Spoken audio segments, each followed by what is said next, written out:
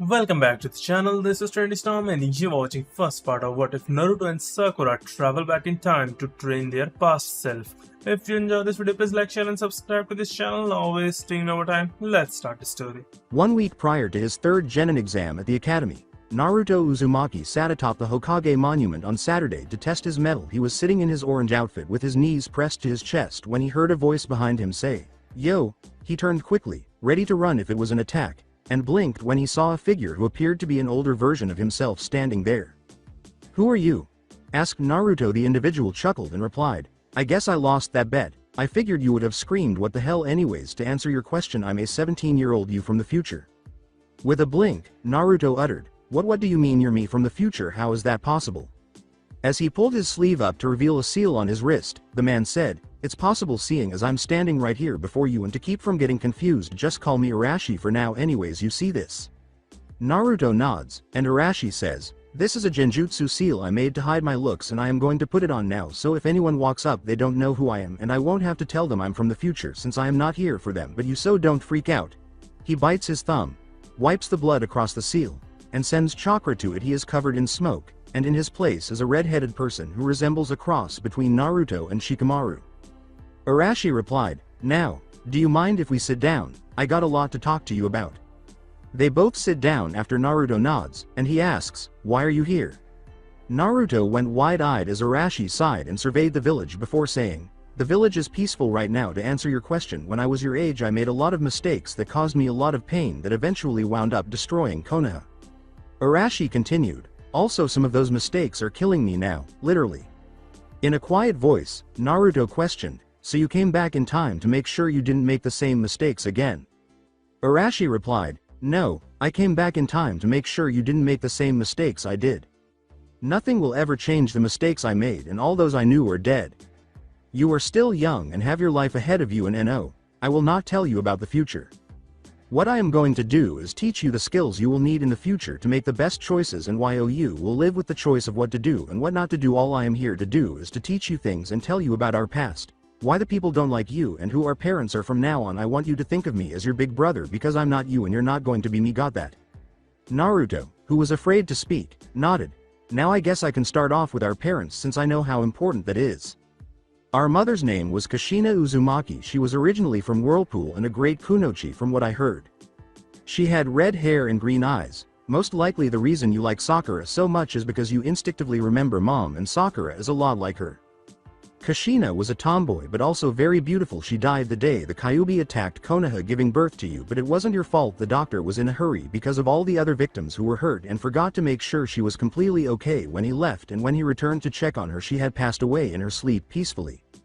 Looking down, Naruto remarked, "At least she didn't suffer." Arashi laughed and replied, "No, she didn't from what I heard. As for dad, you have to promise me that you will listen to everything I am about to say and never tell anyone about this. If you do, then your life will be in extreme danger. Do you promise me?" Arashi nods as Naruto speaks. "All right.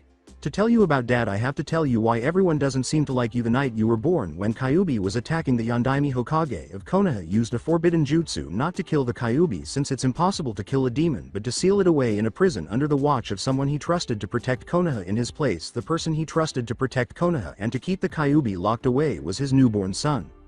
When Naruto's eyes widened and he clenched his fist, he closed his eyes, let the tears fall, and said, "It's me." His eyes darted back and forth. Arashi stated, "You are the prison and the warden that holds the Kyuubi back. Those who are old enough to remember that night know this, but they don't know who dad was, and they can't know, or dad's enemies will come and kill you. The Sandaime passed a law saying that nobody was allowed to tell about the Kyuubi being sealed inside of you, or they would be killed, so that you could try and have a normal life. You are what is known as a Jinchuriki, or the power of a human sacrifice. The people of Konoha know this, and they are afraid that you will one day let the Kyuubi lose on them, since you were his warden also and can use his powers, so they are doing what they think is best to protect themselves and make you think about not releasing the Kyuubi. Will that ever change? Will they ever see me as me and not the Kyuubi?" Naruto asked, biting his lip. Arashi replied, "If you show them that you are different than Kyuubi, yes, they will change. I remember after I saved the village once and came back, everyone in the village was at the gates waiting for me and cheering for me and gave me praise and thanks for saving them." Arashi looked at Naruto and replied, "So do you want to be seen as you and not the Kyuubi? If you do, then the first thing you need to do is forgive them so you can move on with your life. Will you forgive them for being stupid and scared?" Naruto bit his lip and uttered, "Yeah, do I ever become Hokage?" Arashi replied, maybe not. I'm not you and you're not me, and unless you become Hokage I won't tell you if you have the same mission I did. When you return from your mission you will tell me about how yours went and I will tell you how mine went, so that way you can see the change for yourself. You will have to make your own choices and live with them." Naruto pouted and Arashi said, "Anyways, the first thing you need to do if you want to show people the real you is to pass the Genin exam. I know about your trouble with the clone jutsu and it's not your fault because Dad wanted to make you strong enough to protect Konoha, so he made it where a little bit of Kyuubi chakra goes into your system all the time and is turned into your chakra. That is why your chakra control is so bad and why you have too much chakra to make a bunshin. The teachers at the academy never thought of the problem of having too much chakra from a student before, so they don't realize you need less and keep telling you to put more in it. Of all the teachers in the academy, Iruka is the best one there. I can teach you another bunshin jutsu that will let you pass, but you need to learn it and then talk to Iruka privately after class one day before the exams and tell him that you found out about the Kyuubi hearing a couple people talking and they joked about how you had too much chakra to make a regular bunshin, and so you found someone who taught you another bunshin, and could he ask the Hokage if you could substitute it for the regular bunshin. Just make sure that Mizuki isn't around when you do talk to him about it." "Why?" inquired Naruto. Arashi replied, "Mizuki is one of the more idiotic and see you as the Kyuubi in human form. If he thought you would pass he would try and trick you into getting killed. If Iruka agrees, go with him to the Hokage and demonstrate the jutsu I want you to learn. If he asks where you learned it from, tell him it was from your new brother. I'll show you where I live and he can come see me if he wants. So do you want to pass or not?" Naruto replied, "Of course I do. How can I become Hokage if I don't become a ninja first?"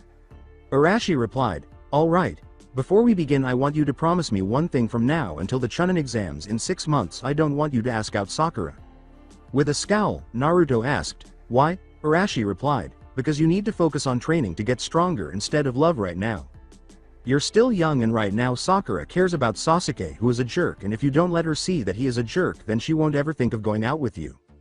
I'm not saying she will go out with you, but you should give her room to breathe and grow. Also there are other girls who like you and you have been ignoring, like Sasuke ignores Sakura. You might want to step back and look around you. You might find someone you like better than Sakura who can tell, since women are the one thing men will never understand. So will you calm down from trying to get with Sakura and work on being a ninja from now until the Chunin exams?" After a moment of reflection, Naruto said, "All right, I promise." Arashi replied, "Good. The jutsu I want to show you is the Kage Bunshin no Jutsu. It only has one hand sign and you put as much chakra as you can into the jutsu while doing the same thing you do when you make a regular bunshin by imagining what it will look like. Here is the hand sign," as he demonstrated the hand sign. Arashi led Naruto into the woods after he put his hands together and said, "Wait, let's go into the woods so no one sees the smoke and comes to see what is going on." When they arrived, Arashi urged them to go wild. Arashi remarked, "Don't try to make one clone. Try to make an army of them. More chakra equals more clones." Naruto grinned and gave it a try, but the clone quickly broke apart. Arashi then said, "Try again and more, keep going until I tell you to stop." Naruto nodded and tried it again. "Good job Naruto, you got that jutsu down. It originally took me 3 hours to learn it as good as you, since I learned it by myself and I thought I needed less chakra instead of more," Arashi said, picking up a leaf and placing it on his head to make it float, as Naruto was panting 2 hours later. "Hey," said Naruto, "Iruka showed me that once."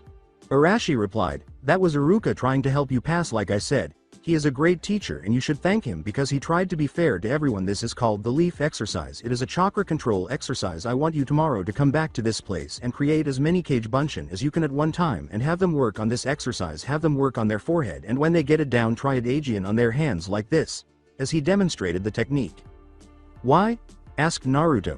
"Because everything a Kage Bunshin learns, such as jutsu technique or chakra control, is transferred to you and every clone you have out there at the time." Arashi explained, "I want you to do this while your clones are working on those," he said as he ascended a tree and descended again. "Tree climbing is another chakra control exercise," Arashi explained. "To adhere to the tree, you apply chakra to the bottoms of your feet. For example, if the leaf excretes too much chakra, it will blow off. If it excretes too little, it won't stick. I will come see you tomorrow if you work on this, but please be careful and don't exhaust your chakra. Mark your progress with a kunai, and tomorrow, have a satisfying breakfast, but before you eat, make sure to check the food's expiration date. I want to observe your progress on a tree and with the leaf balance on the hands and head when I visit here at noon. Naruto replied, why can't you teach me another cool jutsu like the Kage Bunshin no Jutsu? Because I can teach you more cool jutsu later if you have more control over your chakra, Arashi explained. Additionally, if you want to improve, you must practice chakra control a lot because of the seal. Otherwise, you will deteriorate before I go. Are there any more questions? Should I marry Sakura? Asked Naruto. I don't know, we'll have to see if you do or don't someday, shrugged Arashi. CYA, he said, disappearing in a whirl of foliage. Looking at the 40 Kage Bunshin, Naruto's eyes widened and he thought, I am going to be so cool when I grow up. He then said, all right. Listen up, all of you heard and saw Ni-san as he ran toward the tree and blew off on the first step. He said, start working on the leaf exercise while I work on the tree climbing. He said, ow, as he fell onto his back, then slowly stood up and gave it another go. Around noon the following day, Naruto was halfway up a tree when he lost control and backflipped. He heard applause as he landed and turned to see Arashi leaning against the tree. Nice job on getting that far, and I see your clones are doing it now, he said. I assume you worked on them late last night while you were out here. Says Naruto. Wouldn't you? Probably, if I would have realized that the Kage Bunshin brought back memories to me and the others 3 years ago, Arashi remarked. Okay. Everyone is watching me, that's good. Now, I want you all to fight as hard as you can so I can see how good your taijutsu is. Go. As the Kage Bunshin turned and started fighting, Arashi held up a bag to Naruto, who accepted it with a smile. After realizing it contained Iruka ramen, he started eating as a mild headache struck. So, did you pass out here last night? Asked Arashi. Arashi remarked, Naruto, the Kage Bunshin no Jutsu is a forbidden Junin level jutsu that can kill you. As Naruto flushed, when using your clones for learning rather than combat, you must exercise caution and make sure they are dispelled in small groups of no more than 10 at a time. As he continued to eat, Naruto said, Hi Ni-san, I will. Arashi replied, good, now you should know you can't teach that jutsu to anyone without my approval because it could kill them and you don't want that, do you? The response from Naruto was, no, of course not.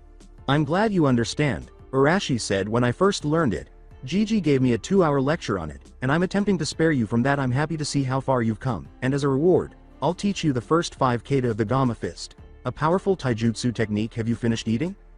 As he tossed the bowl in the bag, Naruto, who was finishing the broth, replied, yes. When they reached a house in a small clearing in the woods, Arashi said, this house doesn't actually belong to me yet. He then got up and led Naruto deeper into the woods, saying, good, now follow me to my house and I will show you the 5 kata there. It is the property of Jiraiya of the Sanins, your godfather. I understand your question. Where has he been if he is my godfather? The answer is that he is crucial to Konoha's safety and has been there to help you even though you were unaware of it. He is Konoha's top spy master, and he searches for anything that might endanger Konoha and you, above all. He owns the apartment complex where you reside, and he sends Gigi the money you receive so you can live there. I live here because I intend to reveal myself to him and provide him with information to help Konoha without anyone knowing. I should also mention that Ero Sanin is the biggest super pervert in the world, but he taught me many valuable life lessons for which I will always be thankful. This is his home when he visits Konoha. As I mentioned, he did what he could to protect Konoha and you, and if he had taken you with him since he trained Dad, I hope you won't hate him for not being there for you. Naruto stated, Dad's enemies would have realized who I was and killed me. It doesn't seem fair. A lot of things in life are not fair, Arashi said, placing his hand on Naruto's shoulder. We can only try to live with the rest and make the most of what comes our way. With a frown, Naruto remarked, I don't have to like it. Then change it, Arashi said. Do what you think is best, but for the time being, we have training to complete. I want you to continue practicing tree climbing and leaf balancing until Wednesday night when you go to bed. However, try combining the 2 skills by climbing the tree while balancing 1 leaf, then 2, and finally 3. I want you to focus on learning the Gamma Fist kata. I'm going to demonstrate to you while they're doing that. Thursday is your day to rest and unwind however you see fit, but you are not allowed to introduce yourself to anyone other than the Hokage and Iruka before test day. You can do anything you want after graduation, but keep in mind that you're trying to change how people perceive you. Do you want them to think of you as a practical joker and prankster, or as someone else? I'm not advocating against pulling pranks, but make sure you can handle the consequences. Naruto replied, you're going to tell me to do things and not to do things all the time, aren't you? As your big brother, it goes without saying that I will constantly bug you about those things, Arashi said. He took a stance and Naruto eyed it. After a minute, he switched to the next stance, and Naruto asked, "Why are your legs like that?" "It's my job now, watch closely." Because the toads created this style of taijutsu for them, and toads leap a lot to cover long distances and pack a lot of power in their hits. Arashi grinned. This look strikes the ideal mix between power and speed. I will teach you my improved version of this style once you have mastered all 40 kata, and once you are able to do so, I will push you to make it even better, little brother. I want you to be better than me in every way. Watch as I finish the rest now.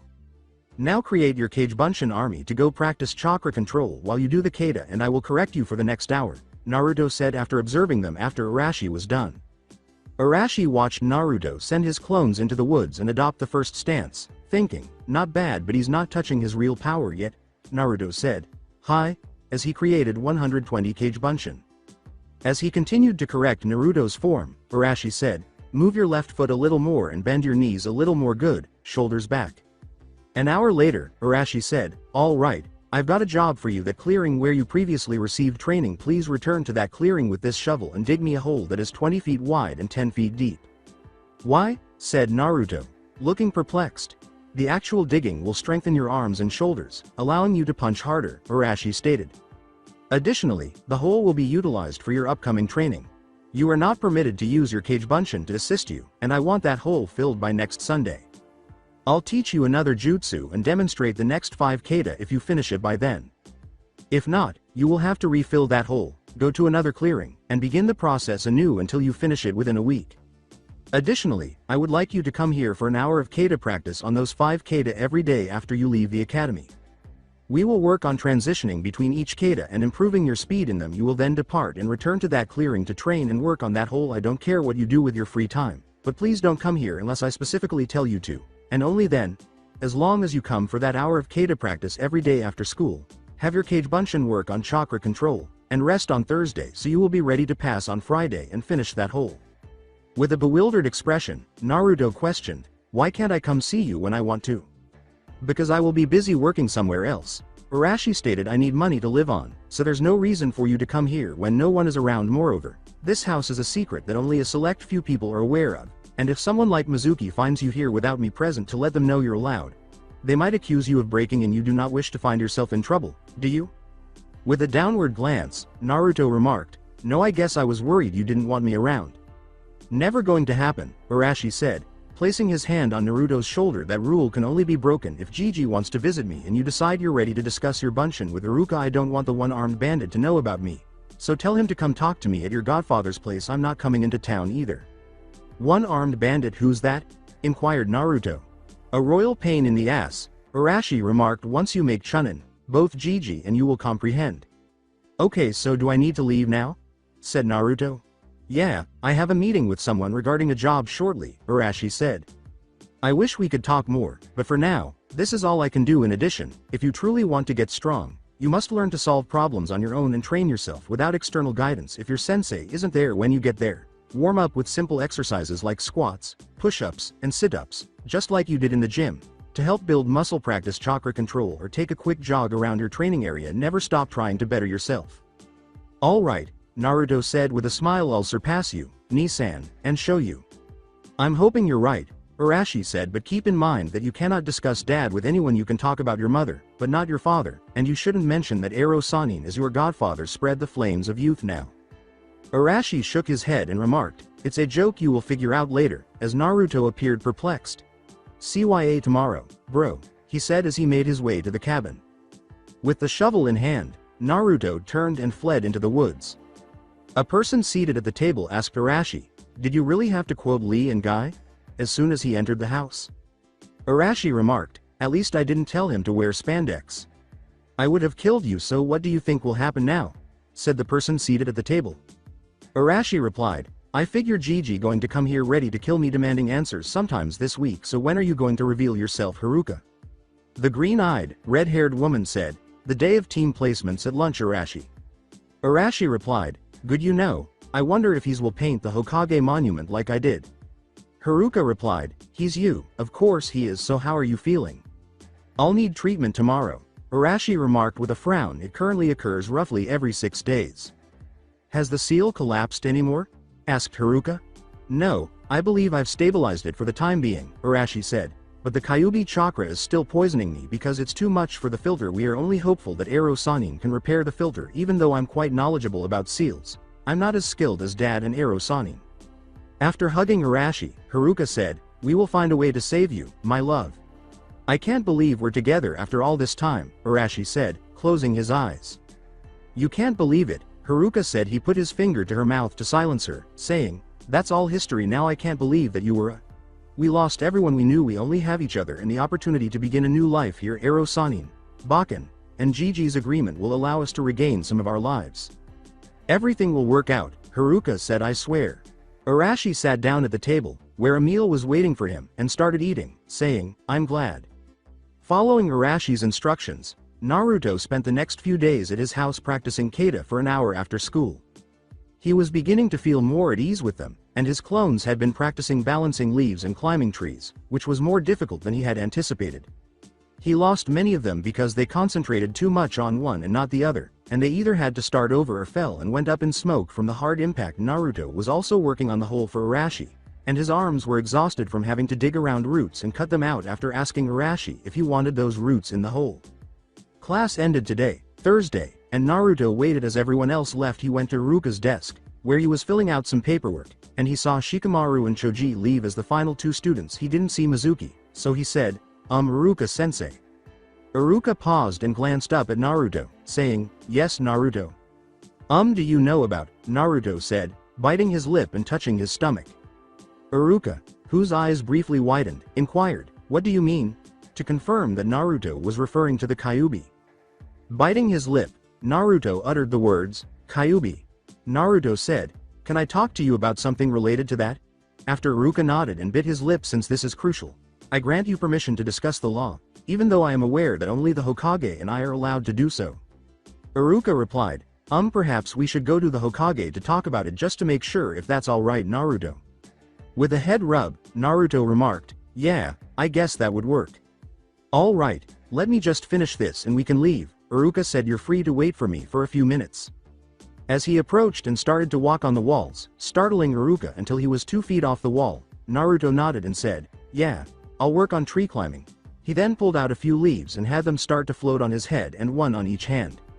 As Iruka hurriedly finished his task and declared, "Okay Naruto, I'm ready," he thought, Naruto must have been working on his chakra control hard to be able to do that, but I wonder how he figured out tree climbing. "Okay, let's go. Iruka-sensei, by the way, thanks for trying to teach me the leaf balancing, and I'm sorry I didn't listen to you better over it," Naruto says, nodding, placing his feet back on the ground, and putting the leaves back in his pocket.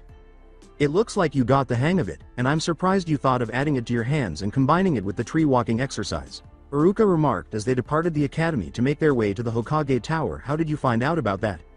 Naruto replied, "Well, after I found out about that, someone gave me the advice on how to do it and also told me the leaf exercise again, and they told me when I mentioned you taught it to me that you were trying to teach me the lesson I needed the most to pass in your own way while being fair to everyone." Iruka grinned slightly and remarked, "I'm happy you've managed to maintain control. I was concerned that you might fail." "That's sort of what I needed to talk to you about. I'll explain when we get to see Gigi," Naruto said, scowling for a moment. "I see," Iruka scowled, wondering if he could still perform the Bunshin Jutsu that isn't possible. The Sandaime Hokage was completing some paperwork when they arrived at the Hokage office and were granted entry. He looked up, grinned, and asked, "So what do I owe the pleasure of this visit, Iruka? Has Naruto been causing trouble again?" Iruka stated, "Naruto actually asked me to speak with him about something I wasn't sure I could discuss. Sir, maybe you ought to introduce him to Naruto." With a slight frown, the Sandaime questioned, "What is it, Naruto?" The Sandaime's eyes widened when Naruto said, "I know about Kyuubi." He then asked, "What do you mean?"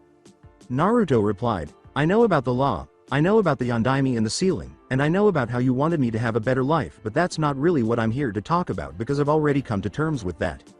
"Then what is it you wanted to talk about and how did you find out about it?" the Sandaime asked, scowling.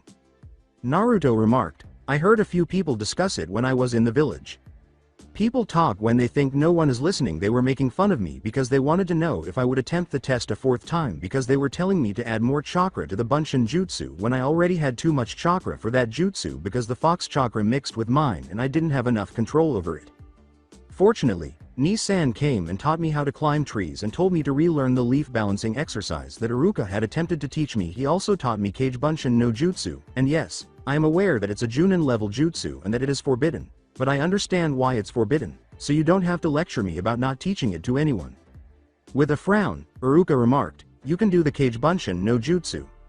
The room was filled with smoke, and when it cleared, there were 20 Kage Bunshin inside, shocking the Sandame, and Iruka. Naruto nods, puts his hands together, and says, Kage Bunshin no Jutsu. Who is this Ni-san that you mentioned, Naruto? Asked the Sandame.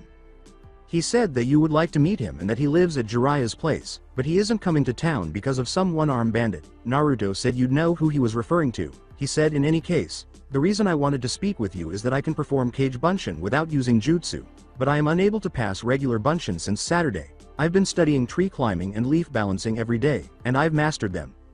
Iruka replied, it's true, sir. He showed me earlier he could combine the tree climbing and leaf balancing exercise on his head and hands at the same time, though he still hasn't mastered that much, but the fact he was able to get them together shows he should have high genin level chakra control. But if he can't produce the Bunshin no Jutsu, then I understand what you're saying, and I have to agree, the Sandame said. Naruto, have you learned anything else from your Ni-san? Naruto stated, he taught me the first 5 kata of a taijutsu style known as the Gamma Fist and shared with me what he knew about my mother, Kushina Uzumaki. I've been digging a 20-foot wide by 10-foot deep hole that I need to finish by Sunday night, and he's made me let my Kage Bunshin go crazy on the chakra control exercises. According to him, the purpose of the strength training was to improve my use of the taijutsu style. Astonished, the Sandame exclaimed, I see. Anything else? Maybe, said Naruto. He told me a few things, but I knew better than to speak out about them because doing so would put me in grave danger from my family's enemies. Since Iruka has never treated me any differently than the other students in my class, I trust you and Iruka. However, I assume that if Iruka told me that my mom was a secret and the Kyuubi was a secret, then the other things he told me would also undoubtedly be a secret. He said he was at Jiraiya's if you wanted to see him. In any case, the graduation exam. I'll let it go, the Sandame said, nodding. Since you demonstrated that you have at least Junin level reserves by performing that many Kage Bunshin, I suppose it never occurred to me either that adding the fox's chakra to your own would have such a significant impact on you. After glancing around, Naruto remarked, but this is only 20 Kage Bunshin. Iruka and the Sandame both went wide-eyed as I said, I usually train with a little over 100 at a time. According to Iruka, 100. After dismissing the Kage Bunshin from the room and putting his hands together, Naruto said, yeah, want to see? The Sandame then remarked, and you can make 100 right now even after making that 20. Naruto replied, yeah, Ni-san said by the time the Chunin exams get here I should be able to make a 1000 of them at a time if I keep up my chakra control exercises. The Sandame replied, I see. Well, I have a lot of work to do and I am sure Iruka has things to prepare for tomorrow, and yes, Iruka, I give permission again for him to use Kage Bunshin instead of regular Bunshin. Right. And Naruto, I'm excited to pass you tomorrow, but I wouldn't have objected to having you in my class again next year. Iruka said. You added interest to them. Iruka turned and walked away after Naruto grinned and said, hey, I try. Just as Naruto was about to leave, the Sandame said, hold up a minute, Naruto. So did your Ni-san talk about your father since he seemed to know who your mother was? Naruto asked as the Sandame stood up and shut the door. I know, but my lips are sealed. I was angry with you for not telling me earlier, but I understand and thank you, Naruto said, scowling as he approached and touched the Yondaime's picture on the wall. I also understand why my godfather hasn't been here, and I don't hold the villagers responsible for their ignorance. Ni-san advised me to forgive them, let go of the past, and move on if I wanted to show the people that I was me and not the fox. Your Ni-san sounds like a wise man, the Sandame remarked. Would you like to go meet him? Maybe I should. Sure. I usually get there about this time anyway for my kata practice, Naruto said, glancing at the clock. The Sandame put his hand on Naruto's shoulder and said, then let me get us there quicker. The two of them departed in a whirl of leaves. The Sandame saw smoke coming from the fireplace and remarked, it appears as if he's here. He then made 3 more appearances. Once on the Hokage monument, once in the woods, and once on the edge of the clearing leading to the house.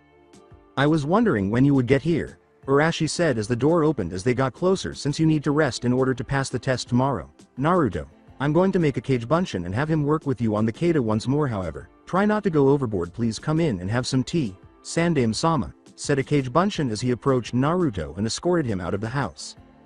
To his surprise, Hakura was there when Sandame entered. She grinned and said, it's good to see you again, Sandame-sama. Sarutobi inquired, do I know you? Arashi remarked as the door was shut. You do. But you don't recognize us because we're both wearing genjutsu seals. Please allow us to turn them off without you becoming alarmed. Arashi's eyes widened as he said, Hi Gigi, been a while. Sarutobi had shifted so he could see both nods and Arashi and Iruka canceling the seal. Sarutobi glanced at both and said, Impossible. Arashi said, No, just a series of unlikely events, and lifted his shirt to reveal the seal by channeling a small amount of chakra. As you can see, Sakura Haruno is 17 years old, and I am Naruto, also 17. It's good to see you, sir, Sakura said with a scowl. Sarutobi asked, How? Well, we're not really sure how. Arashi said the fight between Danzo, Madara Uchiha, Sasuke Uchiha, and us was essentially a free-for-all. In a five-way fight, Madara Uchiha, who had persuaded Sasuke to join him, wanted to destroy Danzo because he had had Orochimaru grow him an arm with the Mokuton bloodline, in which Danzo had placed several Sharingans, not including the one he keeps hidden. Sasuke wanted Danzo dead for ordering Itachi to kill his clan. Danzo also wanted to kill Sasuke and take his Sharingan eyes to add to his collection. Sakura came to kill Sasuke because he had turned against all 5 of the major hidden villages, who had banded together under the Raikage to stop Madara. I came to stop Sakura because, although she still cared for Sasuke, she was willing to kill him so that I wouldn't have to bear the pain of killing him. I wanted to kill him because, although I still felt he was my best friend, he was a threat to Konoha, and when Madara and Danzo saw me, Danzo attempted to use his Sharingan to control the Kyuubi in me in order to gain the upper hand. I had to use 8 tails worth of power to save Konoha, and Dad had placed part of his soul in the seal so he could repair it if I ever got that far into releasing Kyuubi. All of those things combined to sort of tear me apart from the inside out, and Sakura, who was worried about me when my body started to destroy itself, ran to me to heal me because she was trained by Tsunade and well, Sasuke didn't want me to get involved, so he used his Sharingan on me to stop the Kyuubi chakra and Itachi before he died. Sakura stated, Itachi's gift to Naruto somehow resembled what Kakashi-sensei could do with his Magna-Q Sharingan, which opened a rift in time and space. We both fell into it and arrived here approximately 3 months ago. Recall the reported earthquake that occurred close to the Land of Iron. That was our arrival. Sort of I had to nurse Naruto back to health after he suffered severe injuries. We discovered that we were in the past, so we came here. But then we discovered a minor issue. The issue, according to Arashi, is that the seal was slightly cracked, and since Dad fixed it, I am unable to stop the leak that is entering my system. Additionally, because the Kyuubi chakra is poisonous, it is gradually killing me. The Kyuubi itself has also died. Its body parts are rotting inside the seal because its soul was destroyed in the time travel accident. Sakura stated, at the moment, his body is behaving as though he is quitting cold turkey from both alcoholism and smoking. Only stale sake or the butt of a cigarette will satisfy his body's craving for the Kyuubi chakra. I have to flush his system once a week or so to remove the poison from him, and since we couldn't risk entering Konoha and making too many changes, we thought it would be best to have Naruto, who frequently visits the Hokage monument, attract your attention by telling him some of the secrets surrounding him.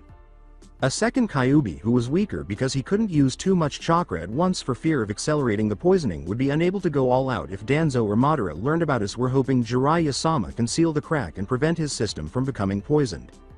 I see, said Sarutobi with a frown. What are you going to do now? It seems like there is no way to send you back. Sakura replied, well, with your permission we would like to start our lives over here. I was Tsunade apprentice for 3 years and she claimed I was nearly surpassing her in skills as a medic, and so I was wanting to continue to be a medic from 6 AM till noon Monday through Friday. If I may ask, Sarutobi said, why those hours? Because Sakura and I both understand that we have a once-in-a-lifetime opportunity to make amends for the mistakes we made as children, Arashi stated. Naruto is aware of my true appearance, and I advised him to consider me his older brother even though I will never show my true self unless it is absolutely necessary. I've adopted the name Arashi, and I'll be teaching Naruto the skills he needs to overcome the upcoming obstacles during his free time. Sakura has adopted the name Sakura because she wants to do the same to her younger self. Sakura is unaware of Naruto, and we have no intention of telling her about Naruto and letting them live their own lives. Since they will be battling S-rank missing nins frequently in the future, even without our assistance, we simply want to equip them with the skills they will need to defend both themselves and others. One of my greatest regrets is that I had to use Kyuubi chakra a lot because I lacked the strength or abilities to fight off those kinds of adversaries. As a result, I was gradually being overtaken by Kyuubi so that he could escape, which is not what we want. With Hakura, as she calls herself, now working at the hospital, we should be able to support ourselves since I'm going to give Jiraiya all the information I have on Akatsuki to help him protect Konoha and Naruto, Arashi said, scowling at Sarutobi. If you tried to use it after I gave it to you, you would have to disclose where you got it. You could only say Jiraiya told you if Jiraiya didn't know and said it was from his spy work. Someone like Danzo would find a way to use that information against you in order to learn more about us. We didn't want to draw too much attention to ourselves, so we thought that we might be able to claim that we were refugees from the land of water who came here to avoid the civil war there, and that Hakura could teach Sakura medical skills on the side. Naturally, Hakura will have to tell Sakura the truth about herself, but Jiraiya, Tsunade, and Shizune are the only people who should be aware of us when they arrive. Aside from her, you, and Naruto, we won't tell you how to improve the future, but we can offer some general guidance without going into too much detail because relying too much on our expertise could lead to changes and even fatalities. After giving it some thought, Sarutobi remarked, Kushina's history is unknown. Except that she was formerly a Whirlpool ninja, we can assume that your parents, who were Kushina's aunt and uncle, fled Whirlpool and relocated to the land of water after the village was destroyed. It is there that you met Hakura, and I assume you both wanted to be together, am I right? Hakura replied, if you would, we would like you to marry us, yes. Are you sure, Hakura? Arashi asked, glancing at her. Yes, Arashi, I told you once that I love you, Hakura said. Stop being a baka now. Very well, said Sarutobi, I'll need a witness for that. I assume you want to use the correct Uzumaki name. Yes, Arashi replied in this manner. I can claim that any jutsu I demonstrate to Naruto are family jutsu, and once he accepts them, we can claim that Jiraiya taught him the Rasengan. He rubbed his stomach and said, the sooner the better on that case. Very well, said Sarutobi, I'll marry you both with Jiraiya as a witness once he's on board. Since I assume you want to train Sakura in the afternoon, I will also place you at the hospital in Hakura during the hours you requested. Yes, Hakura said, so that you won't believe that we are keeping things from you with them. We won't be giving them a lot of information about the future and will be as ambiguous as possible. Sarutobi replied, very well, is there anything you can tell me now that could help? As for Mizuki, a traitor who wants the Forbidden Scroll and initially had me steal it by tricking me into thinking it was another test to pass after I failed the third time, Arashi said, kill Danzo, but that's my personal opinion. Use Kage Bunshin to do paperwork to give you more free time, but dismiss them one at a time and never more than an hour. His intention is to present it to Orochimaru. I learned Kage Bunshin no jutsu that way well. A C rank is on a mission to the Land of Waves. That mission is necessary for Team 7, which includes Naruto, Sakura, and Sasuke. Under Kakashi-sensei, in a way, it shaped the remainder of our shinobi career, and depending on how things turn out, we might pick up 1 or 2 new allies. You might also want to train a little, sir. Hakura said you have certain upcoming exercises that, at your age, could be fatal if you disregard your doctor's advice. Additionally, there are snakes establishing a home in Ricefield country, and since it's mating season and the young snakes will soon be arriving, it might not be a bad idea to assist our allies while we're still financially secure, because you never know when we might need their assistance or they might need ours. You're saying that Orochimaru is assembling an army in Ricefield country and that there are things that will need me to engage in combat, Sarutobi said. You're also implying that our allies will experience some sort of change. That sounds possible, Arashi said. We don't want to give you too much information because, although it may have happened once, it doesn't necessarily mean it will happen again. As Kakashi-sensei says, look beneath the underneath. Very well, said Sarutobi. I hope to see you at the hospital in Hakura tomorrow at 7 a.m. where I will present you to the director and express my desire for you to work there. I'll let him know that you've worked as a medic in an emergency room.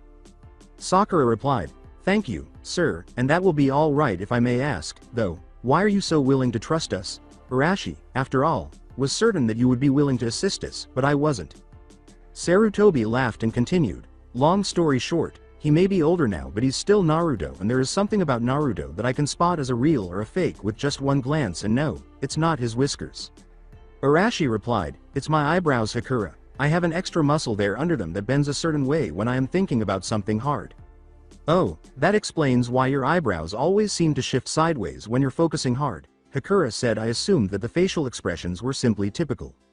Sarutobi took a breath and replied, no, after the sealing I had a doctor give Naruto a very detailed exam and he discovered it anyways. I'm getting too old for this. Do I ever find a replacement? After exchanging a quick look, Hakura remarked, sir, Tsunade will probably become the Godem within a year. Sarutobi recognized the hidden meaning and remarked, I see, perhaps I should get her here before I retire then. Arashi replied, Well, if that is all, sir, it has been nearly an hour and Sakura and I were about to begin preparing dinner and I still need to dismiss Naruto to go home and rest for tomorrow test. Of course, and welcome home both of you, said Sarutobi. Arashi gave the Sandaime a hug and said, thanks Gigi. With a smile, Sarutobi questioned, Arashi, do you ever realize your dreams? Yes, getting the village's recognition and becoming Hokage, but there were arguments about who should be Rokudame. Arashi stated I was the underdog in that race because of my recently acquired status, even though Danzo and Kakashi were both in the running. As he left, Sarutobi remarked, I see, well, I must be going. Have a good evening both of you. The Kage Bunshin said, why don't you go back to town with the Sandaime Naruto? After Naruto saw the Sandaime leave for tomorrow, you must get some rest.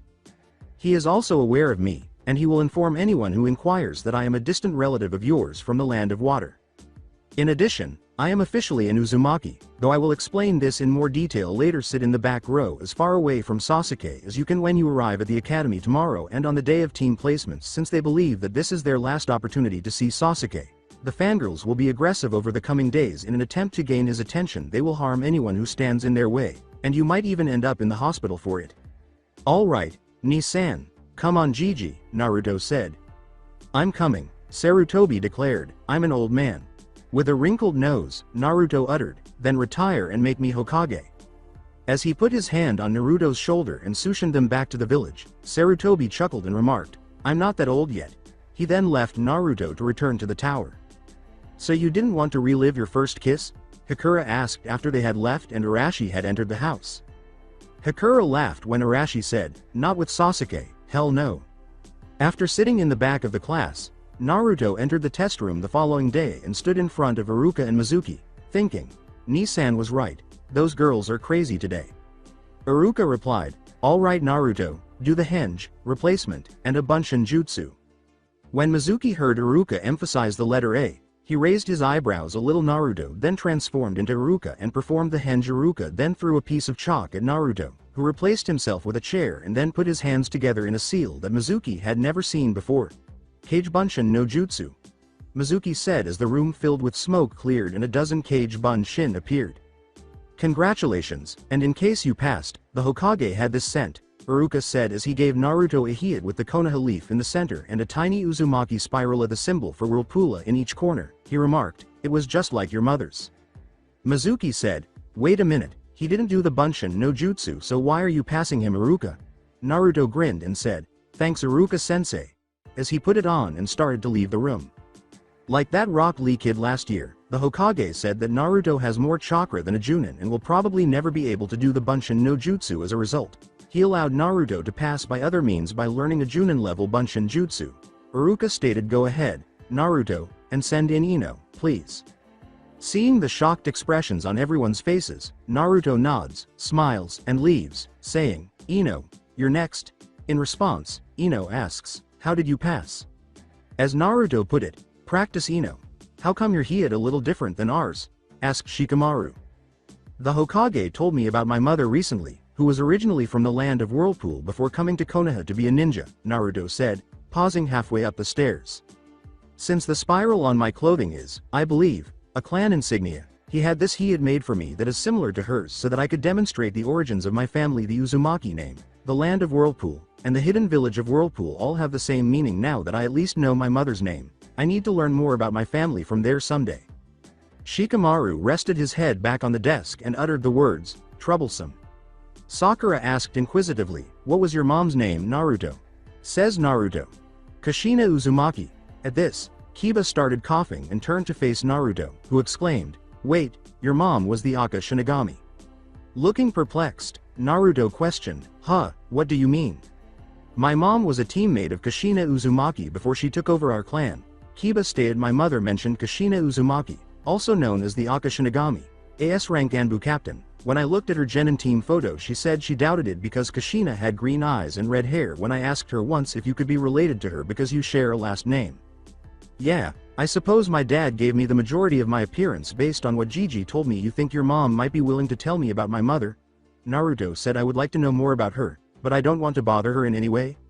Sure, I'll ask her, Kiba replied, but did you find out what happened to her? According to her mother, she vanished approximately 5 months prior to the Kyuubi attack. Mom died, Naruto said. Kyuubi attacked the day I was born, and the doctor was rushing to tend to other patients, so he didn't give her the full attention she needed, and from what I've been told, she died as a result. Kiba replied, oh, sorry to hear that, man, but at least you know about your mom now. Do you know anything about your dad? When Naruto saw Iruka return to the classroom with Ino and Mizuki, he became restless and uttered, hey look, sensei back. Congratulations to all of you, and I'm happy to report that you all passed this year. Iruka said you are all dismissed until Monday at 10 a.m, when I will tell you about your teams. Until then, good luck, and once again, congratulations for all of your hard work. Dismissed. Kiba seized Naruto as everyone stood up and started to depart, saying, come on man, mom is probably outside and we can ask her right now. Ignoring the looks he was getting from a few people, Naruto grinned and said, thank Kiba. He then walked out with Kiba. Mom, hey look, we passed. Kiba ran over to greet his mother as he showed his height. As Sume watched Naruto approach and pause next to Kiba, she said, congratulations. Kiba, may I be of assistance to you? Oh, you remember your former teammate Kushina, Mom? Kiba said. The Hokage smiled and flashed his canine teeth as he told Naruto that Kushina Uzumaki was his mother's name. Sume's eyes widened, and she asked, did he now? With a fidget, Naruto replied, yes. After hearing this, the Sandame who was close by approached Naruto and remarked, yes, I did. Since most of his features don't resemble her, I felt it would be safe for him to have her name. However, because of Kushina's reputation, I was worried that her enemies might try to hurt him if they knew for sure he was her son. After squinting at Naruto's features, Sume remarked, I see, and who might his father be? According to the Sandame, Naruto rubbed the back of his head and said, I'm afraid I can't say. Sarutobi nodded slightly and said, well, I came over to congratulate you both on passing Kiba and Naruto, and I look forward to seeing how well you do as proud shinobi of Konoha. Sume then glanced at the Hokage monument, which both Naruto and the Sandame saw. He turned and left, saying, I have to go now because I have to congratulate the others as well. Sume replied, so your Kushina kid, how you know what happened to her? Naruto stated, died shortly after childbirth from the doctor being in a hurry cause of the fox. Sume replied, I see, I'm sorry to hear that. She was a great woman and a good friend. How much do you know about her? Just that she was originally from Whirlpool, had green eyes and red hair, and was extremely attractive. Naruto stated, I'm not sure, but Kiba told me she was known as the Aka Shinigami.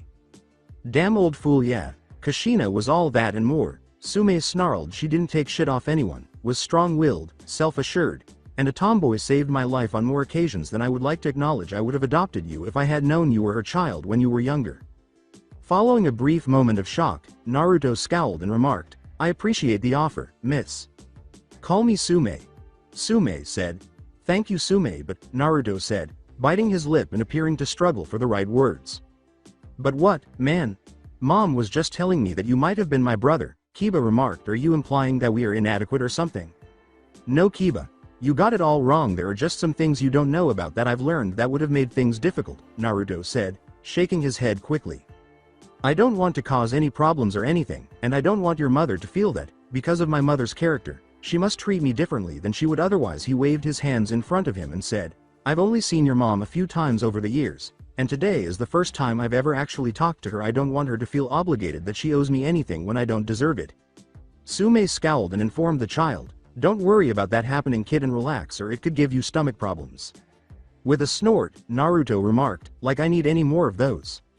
Sume said, well, it doesn't matter, kid, thinking, so he knows, since Kiba, my daughter Hana, and I are the only Inuzukas in the village and you have never betrayed us in any way, I would be happy to share stories about your mother and myself with you if you would like to visit sometime.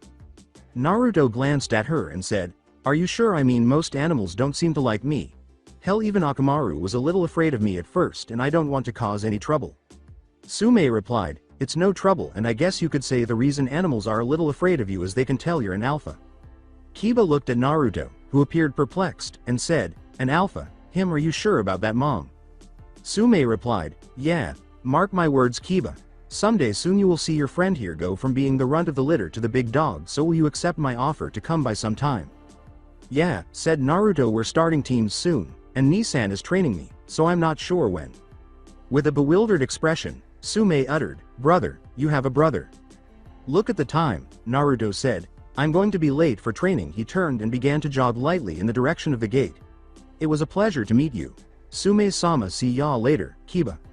When he got close to the gate, he heard someone yell, "Die!" Everyone turned to see Mizuki leaping into the air with a Fuma shuriken out and open, throwing it at Naruto, who turned and began to move, wide-eyed, when a kunai sailed through the air and landed right in front of Naruto. Then there was a yellow flash, followed by a puff of smoke and the sound of metal cutting flesh.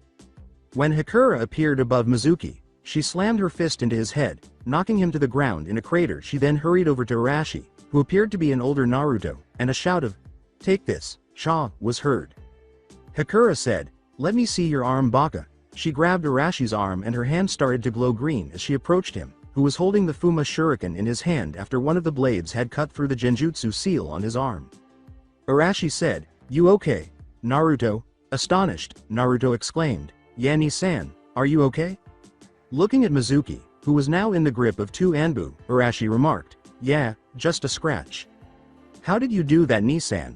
I mean, how did you appear and catch that Fuma shuriken, and why did Mizuki-sensei throw it at me, and who are you, lady?" asked Naruto after noticing the wound was almost completely healed.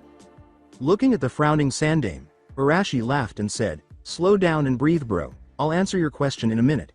He then yelled, "Sorry about that, Hokage-sama, but I didn't have any other way to protect Naruto at the moment, and he didn't look like he would have gotten out of the way in time, so I had no choice but to use that." "You know that isn't the way to keep yourself hidden," the Sandame said. "How am I going to explain your current appearance and your jutsu abilities?" After giving Naruto a quick glance, Arashi said quietly, "You trust me, bro?" "Then I guess it can't be helped," Arashi said loudly as he got to his feet after Naruto nodded. Everyone in the vicinity went wide-eyed as they looked at Arashi, Naruto, and the Hokage monument. It was only a matter of time before people learned that the Yondaime Hokage's firstborn son had returned to Konoha to check on his younger brother.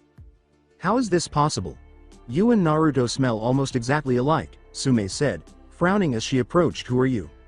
Arashi replied, "I am Arashi Uzumaki Namikaze, son of Minato Namikaze and Kushina Uzumaki, elder brother to Naruto Uzumaki Namikaze."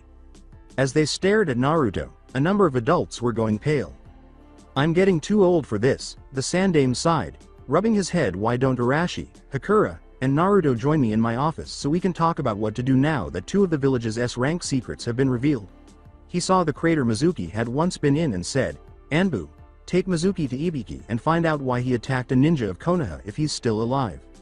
As he put his hand on Naruto's shoulder and departed in a flurry of leaves, along with Sakura and the Sandame, Arashi said, "Meet you there, Hokage-sama." Kiba asked, "What is it, Mom?"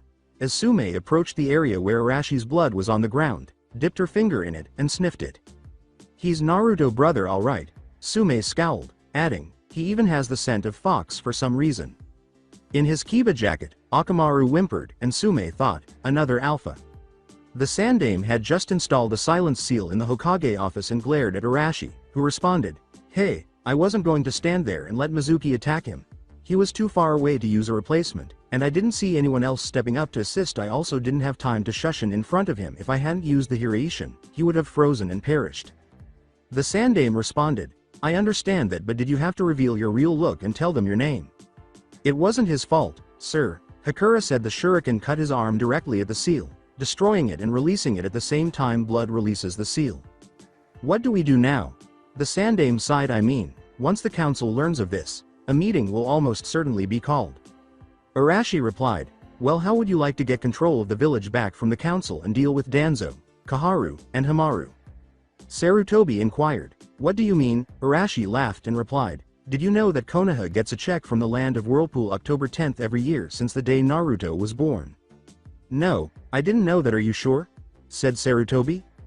"Yes," Arashi replied. "The check was intended to help Naruto purchase food, clothing, a house, and luxury items for the whole year." Sakura replied, "I never heard of this before, Arashi. Why would Whirlpool be sending a check here for Naruto?" Arashi replied, "Because Kushina Uzumaki was in fact the last member of the royal family of Whirlpool and owns the land of Whirlpool and as her child." Naruto exclaimed, his eyes wide, "I'm a prince."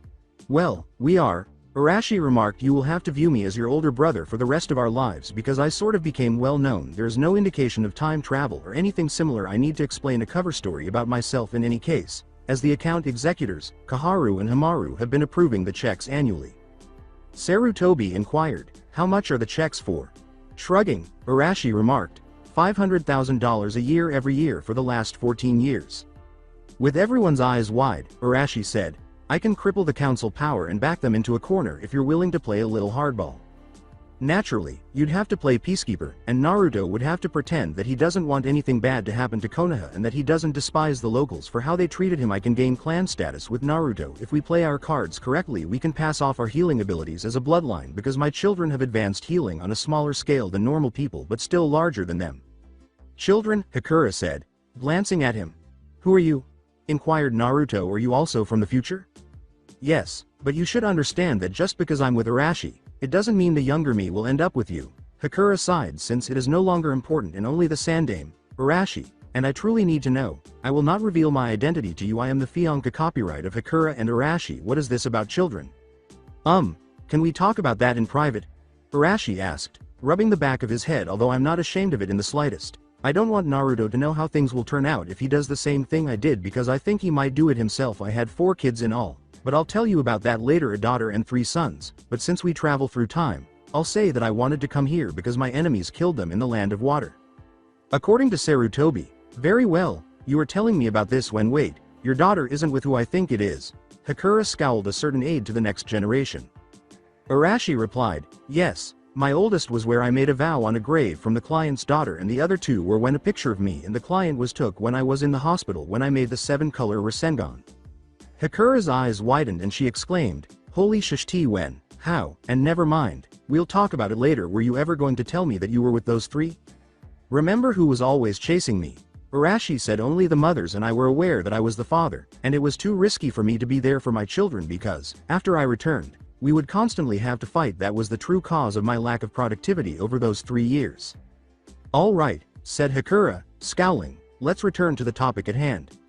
Hey Ni-san, I just noticed something, Naruto said. How did your whiskers turn out? Arashi stated, if the seal on my arm shuts off without my chakra cancelling it, it's still active. I have a second seal on me that will conceal the seal on my stomach and the whiskers on my face. In order to have a backup plan in case one fails, I'll simply redesign the first one later and make it appear as though I do it now. Anyway, would you like to play my idea, Gigi?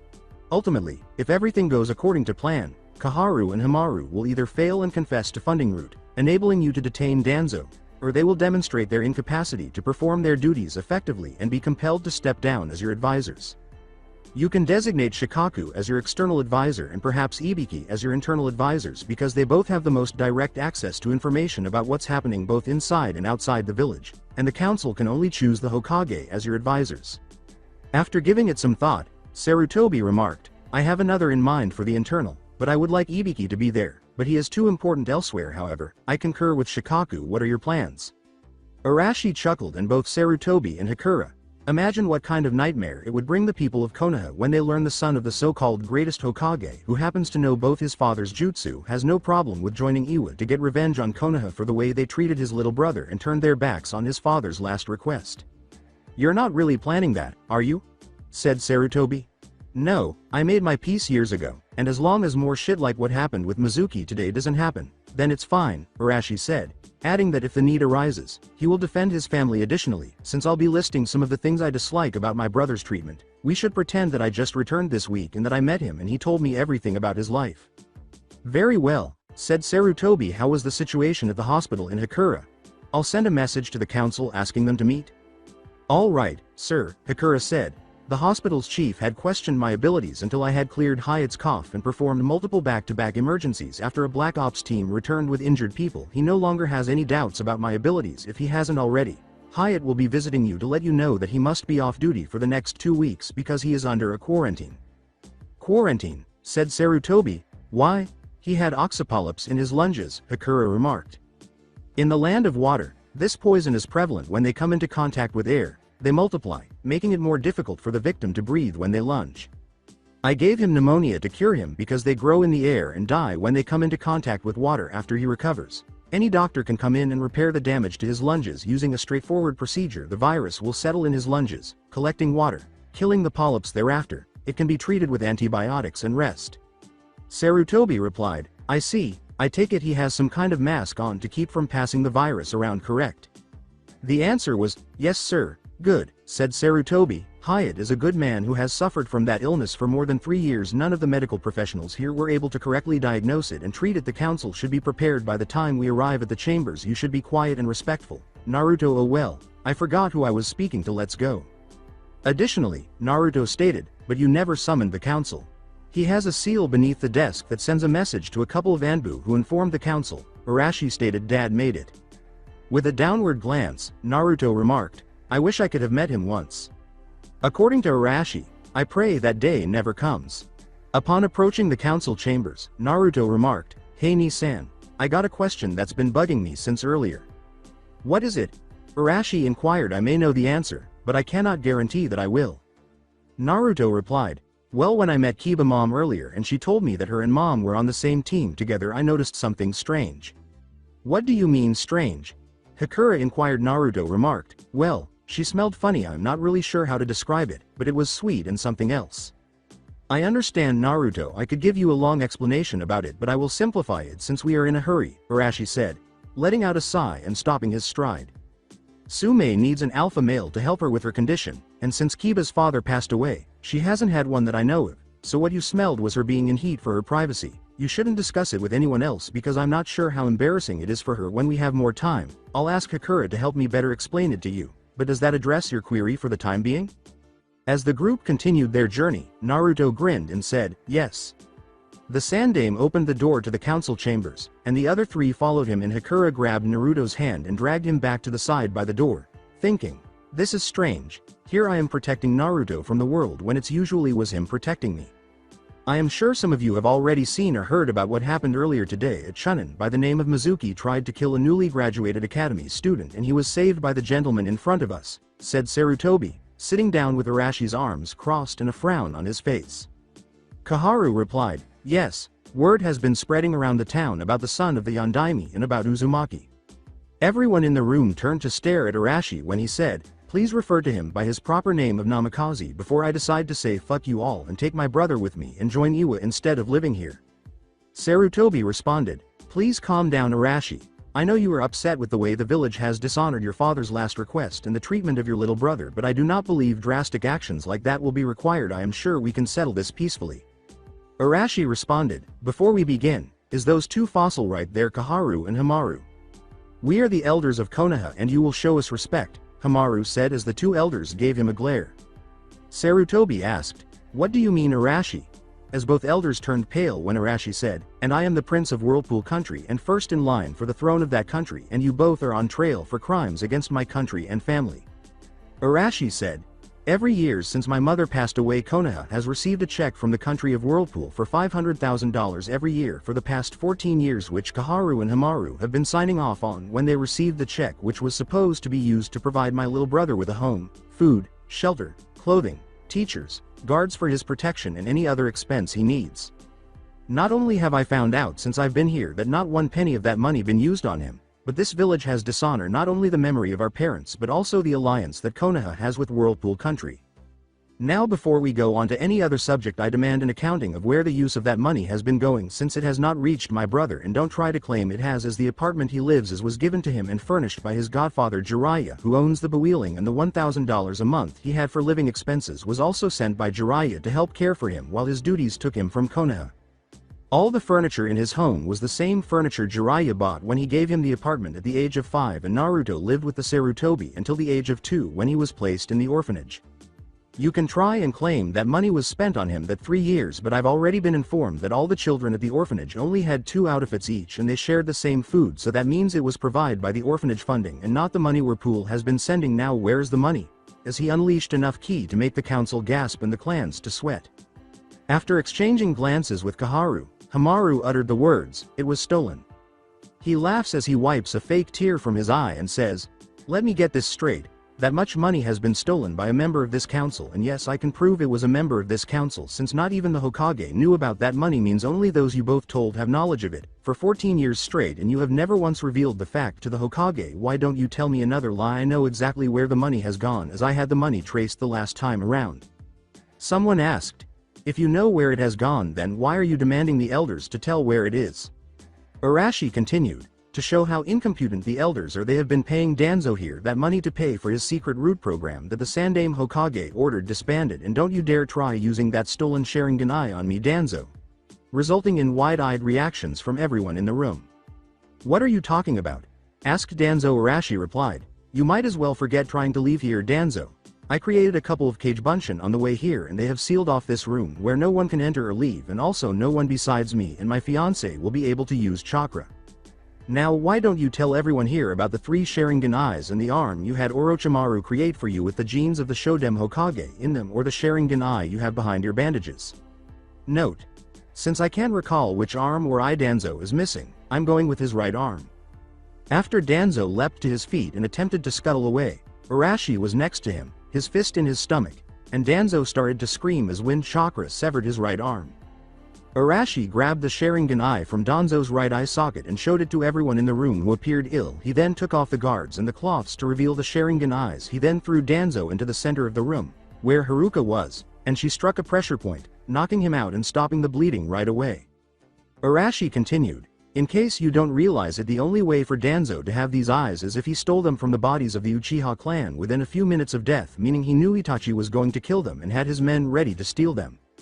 That also means he let Sasuke be tortured by Itachi and left him there after his men took the eyes until he was found by loyal Konoha shinobi. Now that this piece of trash has been exposed, I want to know how Konoha plans to repay Whirlpool Country and my family for the crimes it has committed. I doubt that there is any way that the funds could be completely replaced. Was it necessary to do that, Arashi? Scowled Sarutobi. Arashi continued, he tried to use the Sharingan eye on me. I am a sensor type and can detect chakra signatures and usage. Bloodlines have different feelings each, and I recognized the Sharingan and the Mokuton bloodline in that arm and under his bandages, and it was simple for me to detect him trying to mold chakra into that eye as well. Also, there are 2 root members knocked out in the room behind the wall behind where Danzo was sitting. One is a member of the Aburame clan and another is a member of the Yamanaka clan. The Yamanaka is currently trapped in the body of that citizen right now since he can't be released, and when he runs out of chakra he will die, pointing to a civilian council member. With a scowl, Inoichi asked the council member, who are you? When a cage bunshin of Arashi appeared with 2 bodies and a swirl of leaves appeared in the room, Inoichi remarked, you should be dead. No, I only staged my death to serve the true leader of Konoha, the civilian replied. I see it looks like I have a council member to punish later. I thank you for bringing this matter to our attention, Namikaze-sama, said Shibi, who had a bug fly back into his coat. After tying up both men with his cage bunshin AR, the seals are down, so you can call for Anbu to deal with them, Hokage-sama. You can try to have me arrested if you want, but I only did what I had to in self-defense because the hypnotic effect of the Sharingan is well known and he could have used that eye on any person here, including me, to save himself and cause harm to innocents. I did not know about his eye or arm until I arrived here. I don't know if you value my word much or not, but I would reopen an investigation into the Uchiha massacre, because if Danzo knew about it and was able to get those eyes, then I could come up with several scenarios, like Root aided in the destruction of the Uchiha clan, or that it was totally Root and Itachi took the blame so his brother would not find out about Danzo and be killed for it, as well as several other scenarios. Inoichi replied, how can you be sure that it was Orochimaru who grew that arm? Arashi stated, Orochimaru is known for his experimenting of children trying to recreate the Mokuton bloodline as one of the reason he left here. I figure he would be the most likely subject, and since Orochimaru wants to learn all the jutsu in the world, the Sharingan would be a great gift. I figure Danzo offered him Sasuke eyes as part of the deal. Shikaku inquired, why would he offer Sasuke eyes and not one he took during the massacre? Arashi continued, if you transplanted an eye like the Sharingan, how long would it take you to figure out how to use it correctly and all the secrets behind it? Danzo would have kept all the eyes he took at the time for himself and his root and promised Sasuke to Orochimaru, because Sasuke would first have to activate them and then they would have to wait until they were actually big enough to transplant for an adult. This gives Danzo years to prepare in case Orochimaru tried to double-cross him, and Danzo could request further aid on other things that he can't have done here. Shibi responded, I cannot find a flaw in your logic. I would request an investigation into the massacre as well, Hokage-sama. The idea of one person killing the entire clan of the Uchiha is hard to believe, but a squad of Anbu like Root would be more logical. Perhaps it will allow closure for young Sasuke. Sarutobi replied, I will look into it later. Anbu, take Danzo into custody as well as those 2 men and have Ibiki put them in a room with chakra restriction seals. The newly arrived Anbu team nods, swiftly takes the 3, and departs. Sarutobi was staring at Naruto and Arashi was following, noticed that Naruto was shaking. Arashi responded, Naruto, I'm sorry about that, but you have to realize if you wish to be a shinobi, that seems like what you just saw will be common. In the land of water, the graduation test isn't like it is here. There they have to live, eat, and sleep with your fellow classmates until the day at graduation, where you are forced to fight your own friends and classmates to the death to graduate. That would have been the way things here in Konoha would have turned out had Madara not lost to Hashirama Senju for the position of the Shodem. The program in the land of water was created by the Sandame Mizukage Madara Uchiha, making everyone look at him wide-eyed. Hiyashi replied, that's impossible. Madara died fighting the Shodem Hokage. Arashi replied, sorry, he's still alive. When he replaced his blind Magnikyu Sharingan eyes with that of his brothers, he gained a new Sharingan called the Eternal Sharingan that grants the user the eternal youth where they quit aging. That's probably why Itachi left Sasuke alive if he really did kill the Uchiha clan.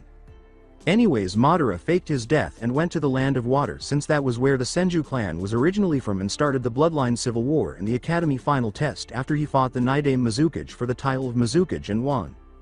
He did it to eliminate all the bloodlines that could oppose the Sharingan and to weaken the land of water so they would not have as many jutsu that could fight the Uchiha specialty, which are fire jutsu. Since he's alive and history books tell how he summoned the Kyuubi to fight the Shodem Hokage, it's easy to figure out what happened 14 years ago. A civilian remarked, then we should declare war on the Hidden Mist village. Madara has left the land of water and I am not sure if the Yondaime Mizukage is still in control or has been replaced, Arashi said, unleashing his ki to silence the yelling in the room. Sume replied, how do you know so much about the land of water? Arashi stated, after I was born, my parents, in fear of me being killed by their enemies, sent me to a trusted friend who I was entrusted with. They moved to the land of water after mother and father had been killed, and we believed Naruto had passed away also at the time, and I was raised there and had a family until my bloodline was discovered and my children were killed. After that I helped a few people with bloodlines to escape the land of water, and I met Hakura, who was an apprentice to a medic who saved my life once in Hakura, and I left the land of water and we recently came to Konoha to start a new life, and I discovered my brother was still alive. Sume replied, bloodline, I didn't know either of your parents had a bloodline, what is it? Arashi replied, regeneration, I heal faster than a regular person is supposed to. That cut I received earlier would normally heal in a few minutes normally, but Hakura is worried about me since I was poisoned by a mercenary on the way here and she has yet to figure out a cure to completely heal me. I didn't know it was a bloodline either and wouldn't have if my children didn't have it also. Someone said, you should start a clan here in Konoha where your family belongs. Arashi said, oh, why should I do that when you have tried every way possible to harm and kill my family just as the land of water did? Right now I see no difference between the two lands because you can't tell the difference between this. As he pulled out a scroll and opened it and unsealed a Hiraishin Kanai, making everyone wide-eyed, and this. This Kanai I can see makes you all a little worried because I can use the Hiraishin. It can cause the deaths of all my enemies just like the Kyuubi could. Naruto and this scroll are the same, both protecting you from the danger that is sealed inside, and just like I had to have a reason to unseal the Kanai to use it, Naruto needs a reason to unseal the Kyuubi to use its power. By treating him as you have, he has no reason to be loyal to this village and has every reason to want to see it destroyed, so he could release the Kyuubi anytime he wants to destroy you, just like I could unseal all the Hiraishin Kanais in this scroll to kill you. So what's the difference between us and any other ninja at this moment? I have no loyalty to anyone in this village besides my little brother, my fiancé, and the Sandame for protecting my brother. My brother has loyalty to only the Sandame for being like a grandfather to him, and I think the two at the ramen stand he told me about in a village of over several thousand people. That is not a lot of loyalty and could become even less with actions like Mizuki today. With an evil grin, Naruto replied, Nisan, stop, I don't want to see you threatening these people. I want to earn their respect and become Hokage like dad someday. I'll prove to them I'm not the Kyuubi somehow. Are you sure? Arashi asked with a frown. A number of people glared at Naruto when he said, yeah, I care for Konoha, even the simple-minded idiots who can't tell me apart from the Kyuubi. Arashi frowned before he closed his eyes and said, all right. You ass wipes say we should start a clan here in Konoha. I already know what you're thinking. Get me to agree and then treat me special, and when my little brother is with me treat him special, and then when he's not you can treat him like shit or try and kill him. You're also thinking you could try and force me into some kind of arranged marriages to get you political power and wealth and discard my brother, and don't try to deny it or I will cut out your eyes and shove them as your ass. I'm a very vindictive bastard who has been through probably as much if not more hell than my brother, and I have no problem killing anyone who tries to harm my family. I will kill you, your families, your pets, your neighbor, their family and pets, burn your houses and piss on the flames before shitting on the ashes if you fuck with my family.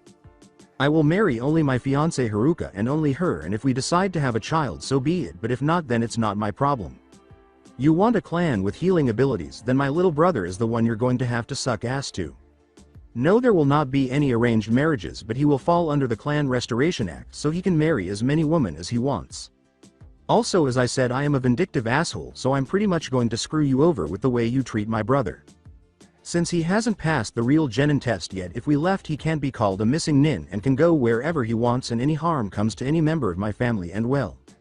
I'll make Kyuubi look like an angel. You want us here. Konoha going to have to agree to several things, if not, well, when word spreads to all the feudal lords and other hidden villages about how Konoha treats not only royalty but the son of their cage and the way they steal from their allies and rob the graves of their own, I don't think you will be able to keep your good guy reputation anymore, which will most likely destroy your village. Inoichi responded, and if we were stop you and arrest you, how would they find out? Arashi laughed and replied, do you think I am some snot-nosed brat who shoots his mouth off without a plan? I created Cage Bunshin when I was with the Sandame walking here, and he never even detected me using them. You don't know how many I have, but you know it had to be at least 4 to seal off this room like I did earlier, and only 1 is here. You also don't know if I made arrangements with someone else with the information I had decided to question about, like the money. You also know from experience that most of you in this room can't keep your mouth shut with secrets or juicy gossip like the elders' involvement or Danzo crimes. Some of the council would try to gain support quickly to become the new advisor or the head of the civilian council like Danzo. Enough, Arashi, what is it you want? Sarutobi said, his voice worn out. Arashi replied, well, the way I see it, we have several ways we can work this. The 2 fossils up there have to make a choice no matter what. Their career as the elders of Konoha are over. They either get to honorably retire with a few stipulations saving Konoha its honor, or they can be publicly executed while Konoha and their family's name are shunned by everyone for their crimes. I will remind you of the Hitaki clan as a reference. Elders even performing ritual suicide will not save your family's shame and your grandchildren being scorned like Hitaki Kakashi was as a child. What are your demands? Kaharu asked with a frown.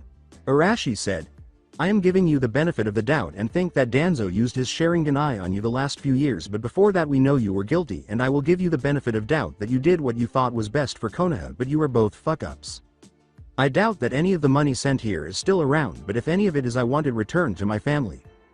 I also want you both to spend time with Ibiki, telling him everything that you have done since the Kyuubi attack, everything you know about Root, or the Founders as they call themselves. You will have your chakra sealed off, but only Ibiki, the Hokage, and whoever the Hokage selects as his 2 advisors will know the full details of what you both have done. You will be restricted to the village for the rest of your days, and you will both have to do community service once a month at the academy, where you will talk to the students about not only the politics of the village but also tell them stories about any hard missions with a little actual death as possible, to teach them death is a part of being shinobi, and there are hard times as well, and not saving princess and saving countries from evil dictators. This made everyone stare at Hikura, who snickered and waved her hands in amazement, thinking, 90% of our missions were those types of missions. Arashi responded, anyway, you will both have to explain the politics of Konoha to Naruto in full detail and answer his questions on them as best as you can. Our parents were not here to give him lessons in politics, and you stole the money that was to pay tutors for him to learn those lessons so you can be his tutors in that.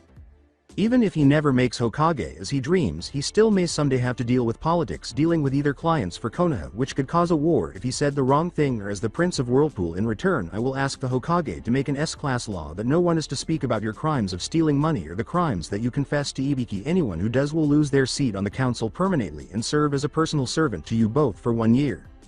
One civilian remarked, you can't do that, Arashi continued. Actually, since my family was the one wrong, I get a voice on their punishment, and since Kaharu and Hamaru were the Sandame old teammates, he would not want to see them go down in flames of public execution, so I am sure he would be more than willing to honor my request in this matter, and I could ask him to do that, or public execution of the one who speaks out about it for treason to Konoha, and your family will be fined as well as put under suspicion for being traitors to Konoha, where Anbu will make inspections of their home and watch every moment of their private time. Do you want an Anbu to watch your wives or daughters bath looking to see if they're traitors? Sume grinned behind her hands and thought, vindictive indeed, you are definitely Kushina's son.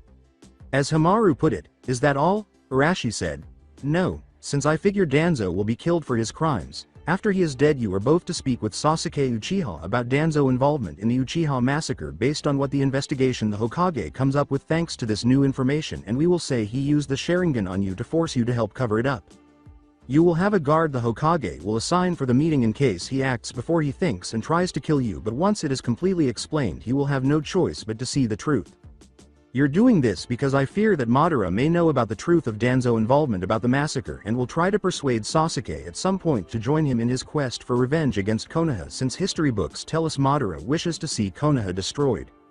With you both being either willing or unwilling accessories to the Uchiha massacre, since Danzo had to use you both to be able to keep his upgrades a secret so long, Madara may tell Sasuke some kind of half-truth half-lie that you both and Danzo ordered the Uchiha massacre because the people of Konoha blamed them for the Kyuubi attacking and they were planning a coup. People did blame the Uchiha clan some, and with you both possibly being under Danzo control and Danzo being able to steal the Sharingan means he knew about it. That means that he can claim Konoha ordered the Uchiha clan massacre, and Sasuke, already mentally unstable thanks to Itachi jutsu on him, and Konoha could lose the Sharingan forever and gain an enemy out of all the Uchiha clan members, and it will make Konoha look weak if they attacked other villages since Konoha hasn't cleaned up their mess. We may be able to change Sasuke's desire for vengeance by telling him the truth. And if he is found not guilty and has captured Olivia, which is possible given that he goes Blinda, we may be able to have him serve time in prison for his crimes and become a missing nin to save his brother's life if he was innocent, and could be used to help restart the Uchiha clan more quickly than Sasuke could on his own. How do you know Itachi is going blind? Shikaku inquired. Arashi stated, he has the Magna-Q Sharingan and used it at least once on his brother when he claimed he killed the Uchiha clan by himself. Every time Uchiha uses it, the blood in their eye boils and slowly makes them go blind, which is why Madara Uchiha had to take his brother's eyes. Someone from the general public inquired, what exactly is the Magna-Q Sharingan? Arashi stated, due to the nature of that Sharingan I will not tell the details to civilians and will only tell the shinobi and clan heads with permission from the Hokage. Due to it being a Uchiha clan secret, I probably know more than anyone outside of the Uchiha clan about the history of the Sharingan, including its origins as well as the origins of the Senju clan bloodline, which is why I know their clan secret. From the corner of her eye, Kaharu noticed Sarutobi nod slightly. Based on what information Sarutobi investigation finds is what we would tell young Sasuke, correct? Kaharu said. Arashi looked at the two elders with a look that inquired, are you stupid enough to tell the real truth? He replied, yes, there is also one other thing that I want, since the civilian council members are elected by the elders, and since not only has your judgment and also the possibility of Danzo involvement in the election of the civilian council members. Once the new advisors have been elected, the one elected over internal affairs will interview and determine if all the civilian council members are qualified and actually needed for the council business. Several shouts went up against this, and Arashi let loose his ki again, silencing them, and Arashi said, I know for a fact that at least one of you has no reason to be in this meeting at all. That lady right there is the director of the public library. She has no clan, no other business, no ninja training. She is only in the library a few hours a week and her assistants do all the work there. She has no political knowledge or economic knowledge. All that is needed from her is to fill out a simple piece of paper that tells how much is paid to employees at the library a week, what new books come in, what expenses the library had that week, and request for any books or material for upgrades or areas that might be restricted. So why is she being paid as a council member or get a vote in the important decisions of the village when she is not qualified to do so? All she has to do is deliver a letter to the internal advisor once a week and go back to her library. There are several other members here on the council who are similar to her, who are wasting Konoha funding, the council time, and the Hokage time that could be used for important matters. Now the question is how she got on the council and why she is here. I have my suspicions and I can confirm or deny those in a moment. Miss, I am sorry for putting you on the spot, and I can tell you are a civilian since your chakra reserves are so small, but please stick out your tongue, causing everyone but Hakura to look confused. What? Why are you asking me to do that? The woman asked. Arashi stated, Hokage-sama, Danzo is so paranoid that he has any member of the founders, or root as they are called, have a seal placed on their tongue so that if they are captured they can't speak about him or what he has them doing. I am asking this lady, who has no way to get on the council in the first place unless she was placed here by Danzo, to add a vote in his favor. Will you please ask her to see if she is a member of the founders as they call themselves? According to Sarutobi, it's on all his members. Arashi replied, that's what I've been told. It's a real easy way for you to find those in your ranks who work for him. I see, please show us your tongue, Hiko, Sarutobi said. A number of people's eyes widened as the woman scowled and protruded her tongue, and Sarutobi asked, is that the seal? Arashi replied, Yes, she's a member of the founders. If the rest of you civilians will kindly show us your tongues, we can continue on to my demand about joining Konoha. So far all we covered is what it will take for us not to tell everyone about crimes committed against my family. After glancing at them, the Sandame called Anbu and said, "Do it." 7 more people had the seal on their tongues, and one by one they all stuck out their tongues. Following the removal of all 8, the Hokage sighed and remarked, "Shikaku, you are her be my new advisor on external matters." Says Shikaku. "Troublesome. This meeting is going too long and there are too many events happening for my taste, so tell us what you want to join Konoha," the Sandame said, removing his hands from his eyes and glaring at Arashi.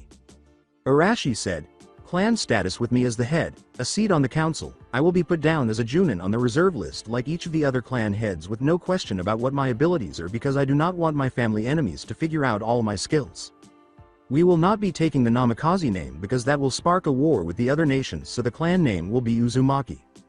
I want you to make a replacement copy of my birth certificate showing my birthday is October 10th 4x exactly 3 years before my brothers. You will inform Whirlpool Country Feudal Lord that as I am legally taking over as the executor of my family account, and if they wish more info they will come see me. I want a piece of land paid for by Danzo or the elders, I don't care which. I would prefer the land behind the Hokage monument by Jiraiya property, but as long as it's not near the actual villagers so my family and future family can practice our clan jutsu without going to the training grounds or being spied on. Also I want a clan house built for us as quickly as possible, nothing too fancy but at least enough where we can grow in case my brother decides to get a huge harem for himself someday, and I believe we both want to live a simple life.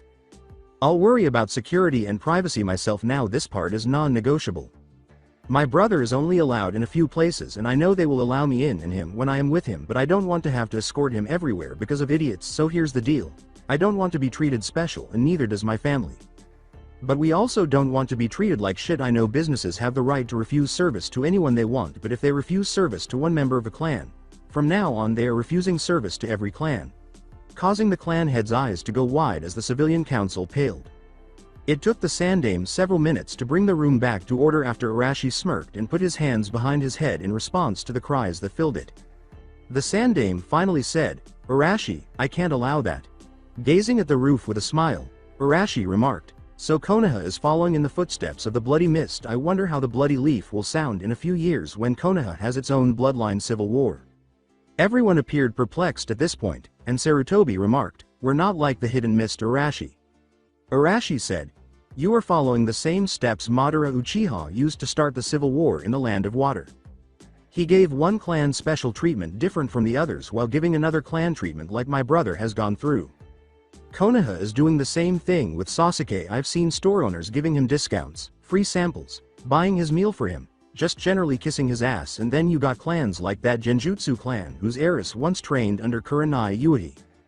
That clan isn't even allowed in the village without a guard, and when they get missions they're sent by messenger bird to them. The law I am wanting to go into effect will not only affect my clan but every clan of Konoha. By everyone agreeing to what I am asking for, then store owners will be forced to stop giving Sasuke all these free things and lower priced things because they would be required to do it to every clan, which would break them. Once Sasuke see he can't just walk over everyone because he's a Uchiha, he will be forced to lose some of his arrogance. Right now if we were having the Chunin exam, Sasuke match could be postponed for several hours if he didn't show up on time because everyone is giving him special treatment because he's the last Uchiha, but if any other heir or heiress were to be late for their match then they would be disqualified. Why should he get special treatment when none of the others are? That is showing all the other clans that you care more for the Uchiha clan than you do for them, which will make them doubt Konoha, which will raise tension between them and others in Konoha until someone reaches a breaking point or someone does something stupid, and soon the entire village is in the middle of a civil war. The room was quiet when Arashi spoke. Like I mentioned earlier, as Konoha is right now I see no difference between it and the Hidden Mist. You want to argue with me over asking for the same treatment that other clans would receive for all my members? Look at the Hyuga clan, they pride themselves on their bloodline and that little seal they give to the branch members, when right now I can think of 60 different ways, including the way that has already worked to steal their bloodline. Hiyashi was staring at him. What do you mean has already worked? Inquired Hiyashi. Arashi continued. A couple of years ago a branch member of the Hyuga clan was captured alive by the Hidden Mist village. Both his eyes were transplanted, and I figure there are probably about 10 or so kids in the academy there with your eyes, and all it took was a $3.50 can of paint thinner to get past the slavery seal. Excuse me, cage bird seal you have on the branch members. In a questioning tone, Hiyashi scowled and uttered, "Paint thinner." Arashi said, "A canteen of water mixed with paint thinner, using a Mizubunshin no jutsu to run at the Hyuga. When he attacks the clone, the water and the thinner gets on his clothes and the vapors take a few seconds to catch his attention, and by the time he realizes something wrong, since he will be more worried about the guy who made the Mizubunshin, he's on the brink of passing out from the fumes. Another way is to take a can of paint thinner and put it in a metal barrel and hook a water hose up to it and slip the hose under the door to the hotel room he's in and let the fumes make sure he won't be waking up for a few hours. Those are just the way civilians or GENNINs can capture your beady little eyes and sell them to the Raikage or anyone else. I can think of 58 other ways without really trying, because you believe that all you need is your family jutsu and your bloodline. By thinking this, you are hindering your clan's true potential and also dishonoring yourself. Your arrogance is your downfall. Besides, the main branch is free to use the cage bird seal on the branch members. I mean, from right here all I have to do is put my hands in this seal and send out a chakra pulse and kill or cripple every branch member in the village." Pale-faced Hiyashi turned to Arashi and asked, "How do you know that seal?" Arashi stated, "I saw a main branch member threatening to use it on a branch member if they didn't do as ordered in public. Personally, if I was you, I would use the legal loophole you have to screw over your clan council and free your clan, especially after your brother's sacrifice." According to Hiyashi, "What loophole?"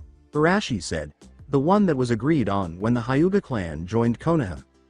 The one that said should another seal or a modification to the cagebird seal be discovered where it removed the punishment part of the seal, the Hyuga clan would be forced to accept the new seal, putting it on all members, or lose the right to put any seal on any members. Should the Hyuga main branch refuse to obey the agreement, then it will show they do intend to have the branch members as slave, and the main branch would be kicked out of Konoha and the Fire Country, while the seal would be removed from the branch members. And should any main branch member try to activate the seal once the law has begun, they will be immediately killed by ninja of Konoha.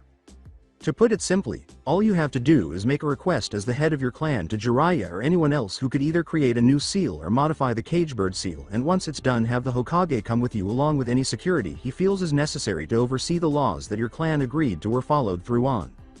What? At one time I had the same dream as my little brother, and I studied the history and laws of Konoha as best as I could." As he saw the shocked looks on everyone's face, Hiyashi replied, "But who could I ask without my clan council finding out?" Hiyashi asked, "What are you doing?" As Arashi started to whistle and pulled out a scroll, drawing on it to get everyone's attention. After a few seconds, he sat up straight and rolled the scroll up as he threw it in the air. Arashi smirked and said, "Oh, you wish to see what I was working on? Are you asking to see it?" When Hiyashi realized what Arashi was saying, his eyes widened a little, and he replied, "Yes, I would like to see your work." As he tossed the scroll to Hiyashi, Arashi remarked, "That takes care of any loopholes your clan council might try catch."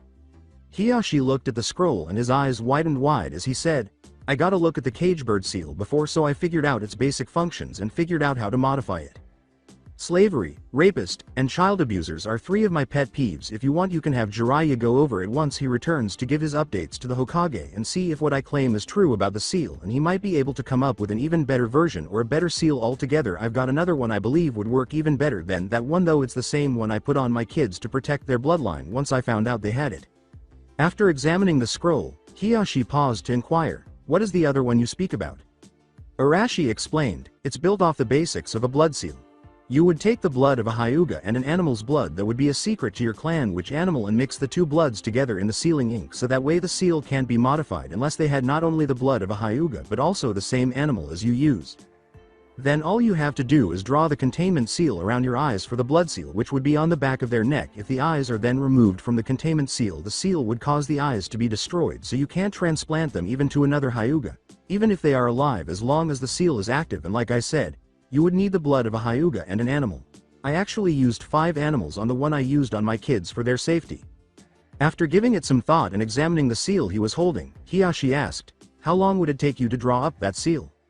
Arashi replied, "A week. The seal's not that difficult to draw, but since it's going to your clan, I fear your council will have someone try to figure out a way to give them back the subjection part of the seal, so I want to draw a genjutsu seal to make it where it hides the seal so no one will be able to see it once it's been applied, and also I want to add a modifier restrictor seal to it where if anyone tries to modify the design, it will simply seal off the bloodline permanently of the person it was being applied to. I've created over a dozen trap seals of my own design to cancel out altering a seal from its original design that I plan to add to your seal, so that way there will never be a slave branch to your clan." Astonished, Hiyashi remarked, and you as the creator of the seal could not modify it.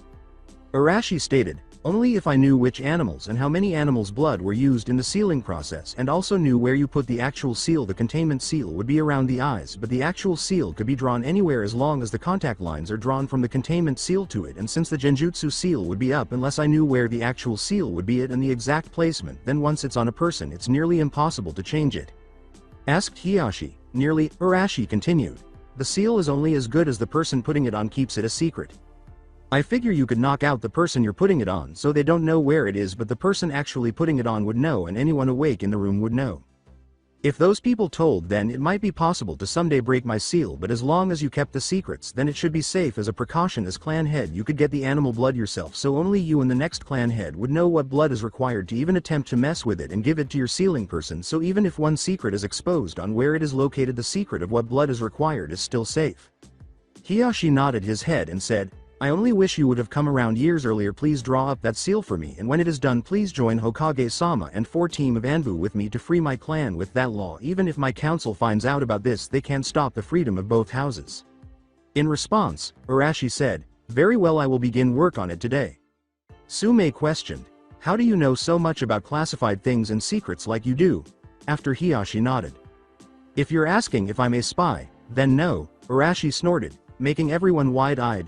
You all live in a glass bubble you have built around yourself and do not know what is really going on in the world. Did you know that Orochimaru has started his own hidden village? Arashi, seeing the expressions of disbelief, replied, Yeep, I don't know exactly where it is, but I do know it is in Ricefield country and the village is called the Hidden Sound Village. Also, you may or may not have heard about the civil war going on in Rain country. Well, it's over. Hanzo, the salamander, has been killed, and while I do know who the leader of that country is, I won't tell right now because any Konoha nins who go there to try to gather information or to try and start relations with them will be killed on sight. You all have Danzo to thank for that, since he made a secret alliance with Hanzo a few years back and agreed to kill a group of resistant fighters who were trying to bring peace through negotiations to the Land of Rain, and in return for killing the leader Hanzo would help to assassinate the Sandaime Hokage. Are you sure about that? Shikaku inquired. Arashi replied, yes. He was the one who took Danzo's arm originally after Root killed his best friend when they came for a peace conference. He used his bloodline to consume the souls of over 200 of Danzo and Hanzo men that day. He is not a man to mess with, and I would make sure none of Konoha nins head to Rain country. But enough about Rain country. As I was saying, you don't know anything really living in your little bubble here. Did you know that Suna is on the brink of economical collapse right now, with the Wind Lord sending 90% of their missions to Konoha? They are having to cut back on their ninja forces while increasing their men's skills. Most of their genin now are mid-chunin. When they go to the chunin exams, I wouldn't be surprised if they are willing to make alliances with other villages in hopes of keeping their village from being destroyed. Sarutobi replied, that can't be true. The Cage would have asked for aid.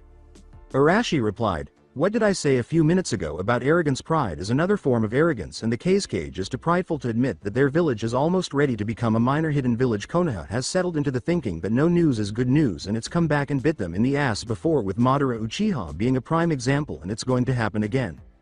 According to a civilian, then we should offer them aid. Arashi slapped his head and said, Kami, help me. If Konoha did that, he would send the Ichibi no Shikaku here and have it released inside the village for insulting him. The only way to help Suna without it seem like we are taking pity on them or giving them charity is to make it appear we have too many missions and not enough ninja to carry out some high-profit missions. If we asked for aid from them to carry out some B and A rank missions, or asked them to do joint missions, and it's not just Suna, Konoha needs to look at and worry about. There's a clan from Wood Country, the Hania clan, I believe. They tried to join Konoha and thought the Anbu who was delivering messages was working for the Hokage. They were rude. Danzo had them offer some of their children to see if there would be any difficulties for the clan to settle in with the people of Konoha. After the children arrived here, he put them in the root program and sent his men back to the Hania clan and assassinated them. There are a few survivors here and there, but I don't know where, planning revenge against Danzo and Konoha for betraying them, since Danzo is such an upstanding member of Konoha political and military strength. Now that he was furious, Sarutobi turned to the elders and asked, did you know about this? Kaharu said, I swear to you on the lives of my children and grandchildren, we knew nothing of this, as both of their eyes widened. Inoichi, once this meeting is over, I want you to go to T and I and enter Danzo's mind. I want you to find out everything he has been doing. I fear these are only a fraction of what he has done, Sarutobi said, slamming his fist into the table in front of him. As Inoichi put it, yes, Hokage-sama. Sarutobi replied, "Good. Do you have any other demands to join Konoha Arashi besides wanting you and your family being treated as equals to all the clans, and if a business refuses service to you then they refuse service to all the clans in addition to wanting some land and a home?" Arashi said, "Word does not spread about us being royalty. All I want is a place where my family and I can call home without being treated as if we do not deserve to live because of who or what we are. I won't take missions outside of the village, but I am willing to defend the village if the need ever arises. I've seen too much blood for my taste already to seek it out. I also don't want any word to spread about what you have seen or heard I was able to do. No one knows what I can do, and those who have seen me in battle either are dead or know me wearing a mask and a disguise to hide my real identity, so if word spreads about my ability then word will spread about Konoha skeletons in their closets. These are not really demands but more of things that all humans have the rights to, no matter if they are clan members, bloodlines, royalty, peasant, civilians, shinobi, jinchuriki, male or female. Is that such a foreign concept to everyone here that my family and I only want the right to live our lives without being treated different? That I have to basically blackmail you into receiving those same rights for my brother and me. Konoha speaks about the will of fire, about teamwork, about those who don't follow the rules are trash, but those who abandon their comrades are worse than trash. From what I have seen, this village has pissed on the will of fire, leaving nothing but black ash in its place. That working together for the betterment of your village only applies when you get something you want out of it. That following the rules only apply when it suits you. That loyalty to your village comrades and allies only matters when you're the one in need and not when they are. I look at Konoha and I have to ask one question: what is it about this village dad was so willing to die and seal the Kyuubi in my brother so he could protect Konoha in his place instead of taking him and leaving the village to be destroyed because of its own corruptions, arrogance, and stupidity? Can any one of you answer me that question, huh? Hakura asked, "Is this what you've become?" As Arashi felt a hand on his shoulder and noticed that she was crying. Arashi let out a sigh and said, "Everyone has a breaking point. I've had my best friend stab me through the chest with an assassination jutsu. I've seen friends die, I've seen darkness consuming the world because of the actions of those in charge, I've seen my family destroyed. Seeing him being dragged down the same path and knowing what is waiting him at the end of that path hurts more than my best friend betrayal. Knowing I have all this power at my fingertips and being unable to do anything more than give a few words of encouragement or advice. I'm tired, Hakura, I'm so very tired, but I still have to continue my destiny. So many people depend on me and so many have sacrificed for me. Do I even deserve peace, or am I cursed to end up in hell?" Chuckles. Perhaps he was right after all. We really can't fight our fates, can we? With an exhausted tone. When Hakura dropped the genjutsu seal on her, several people went wide-eyed. She grabbed him with both hands, turned his face to hers, and said, "Look at me." I said, "Look at me." Hakura went on to say, "Look back at your life, look back at all you have done, look back at all the people you saved, the hope you gave people, the way you change people and inspire them to believe in themselves and believe in their friends and comrades. What is your ninja way? To protect that which is precious to you, only then will you find true strength," Arashi said, closing his eyes. Hakura said, "You have something inside you that very few have. A fire in your heart to do what is right, not what is easy. You inspired me to become more than I was, to reach my limits and surpass them. You've faced down a Biju, several minor demons, 3 members of the 7 swordsmen of the mist, slave traders, evil dictators, madmen with plans for world domination with armies of undead soldier, several S-rank missing nins, kidnappers, rapists, murders, whole armies of mercenaries. You've taken attacks from several cage-level ninja and got right back up like they were nothing. You are willing to take on all 5 cages at the same time if one of your friends were in danger, if they got in your way. I know the road has been hard for you, and with everything we lost it must feel like it was all for nothing, but you're wrong. We've been given a chance to start a new life here. One that we can control our fates and determine our destiny. You who thought you were an orphan now have a brother. When you've been walking down the road we've been down, I've been right behind you watching you. If you're too tired to go on, that you don't have the strength to continue, use mine. Let me prove to you that you do deserve happiness, that your sacrifices haven't been in vain. Let me walk beside you now and face the world with you. I told you that we are going to get married. That's not just a simple word, that means we are just together, and it's not because of lack of options. I honestly want to be with you. To save you, even if it is from yourself, to join with you for the rest of our lives and then next." Naruto said, "I see Nei-chan why you were wearing the genjutsu seal like Nii-san used to wear. Your pink hair stands out, and if you had to hide fighting all those bad guys, it would be easy to identify you. You must be a distant relation to a girl in my class called Sakura." Arashi closed his eyes, lowered his head to hers, and rested his forehead on hers after a few moments of people staring at them with guilt or sympathy. After turning to face Naruto, Arashi and Sakura paused to take in the information, and they both simultaneously asked, "Since when did I become smart enough to lie like that?" When Sakura cleared her throat, she asked, Sakura, is she a Haruno?" Sakura nods as Naruto answers, "I guess I must be then. My parents died when I was young and I never knew if there was any other Haruno or not, and you're right. Arashi designed these seals to help us hide our real identities. He had his on until earlier when that guy cut his arm and broke the seal located there. What's this Sakura girl like, if you don't mind me asking, and are there any other Haruno in Konoha? I mean, I thought I was the only one since I've never seen anyone else with pink hair in all my years." Naruto replied, "Well, she looks a lot like you with long hair, and she wears too much makeup trying to look good for Sasuke Teme, but she looks better without any on. She's a fangirl and has a mean right hook. Her chakra control is perfect. She likes cherry blossoms and granola. Her mom and dad are both merchants and deliver goods from Konoha to the feudal lord of wine country." His brows shot upwards as Sakura thought, he actually knew about that. Nobody knew about that. The Sandame stood there, coughing, and said, "Sorry to interrupt your discussion, but we still had a matter to attend to. Does anyone wish to object to the terms that were stated earlier for the Uzumaki clan to join Konoha?" The three of them started to perspire. After hearing no response, the Sandame remarked, "Then in that case I have only one final piece of business to take care of. Arashi Uzumaki, I would like for you to become my other advisor." Arashi questioned, "What the hell have you been smoking in that pipe to come up with that idea?" As everyone's eyes widened. As the rest of the room murmured, the Sandame released his key and shortly thereafter stated, "The reason I am asking you to be my advisor is for several reasons actually. You have proven that you know more about the world outside our village than anyone else in this room does. You have also cleaned out several traitors on the council. You have classified information on subjects that could either be used to save our village from a war or start a war. Even if you stick with the Uzumaki name, the news about you being a namikaze will soon reach the other villages by posting you in a position like the advisors, and the news you know the Hiraishin and always in the village thanks to being the advisor. Any village that had thoughts of attacking us would have to reevaluate their plans and possibly cause them to decide to negotiate with us instead of attacking. Also, this position is just temporary for the next 6 months." He removed his hat and stroked his locks before saying, "I am not a young man and I have already been thinking about retiring.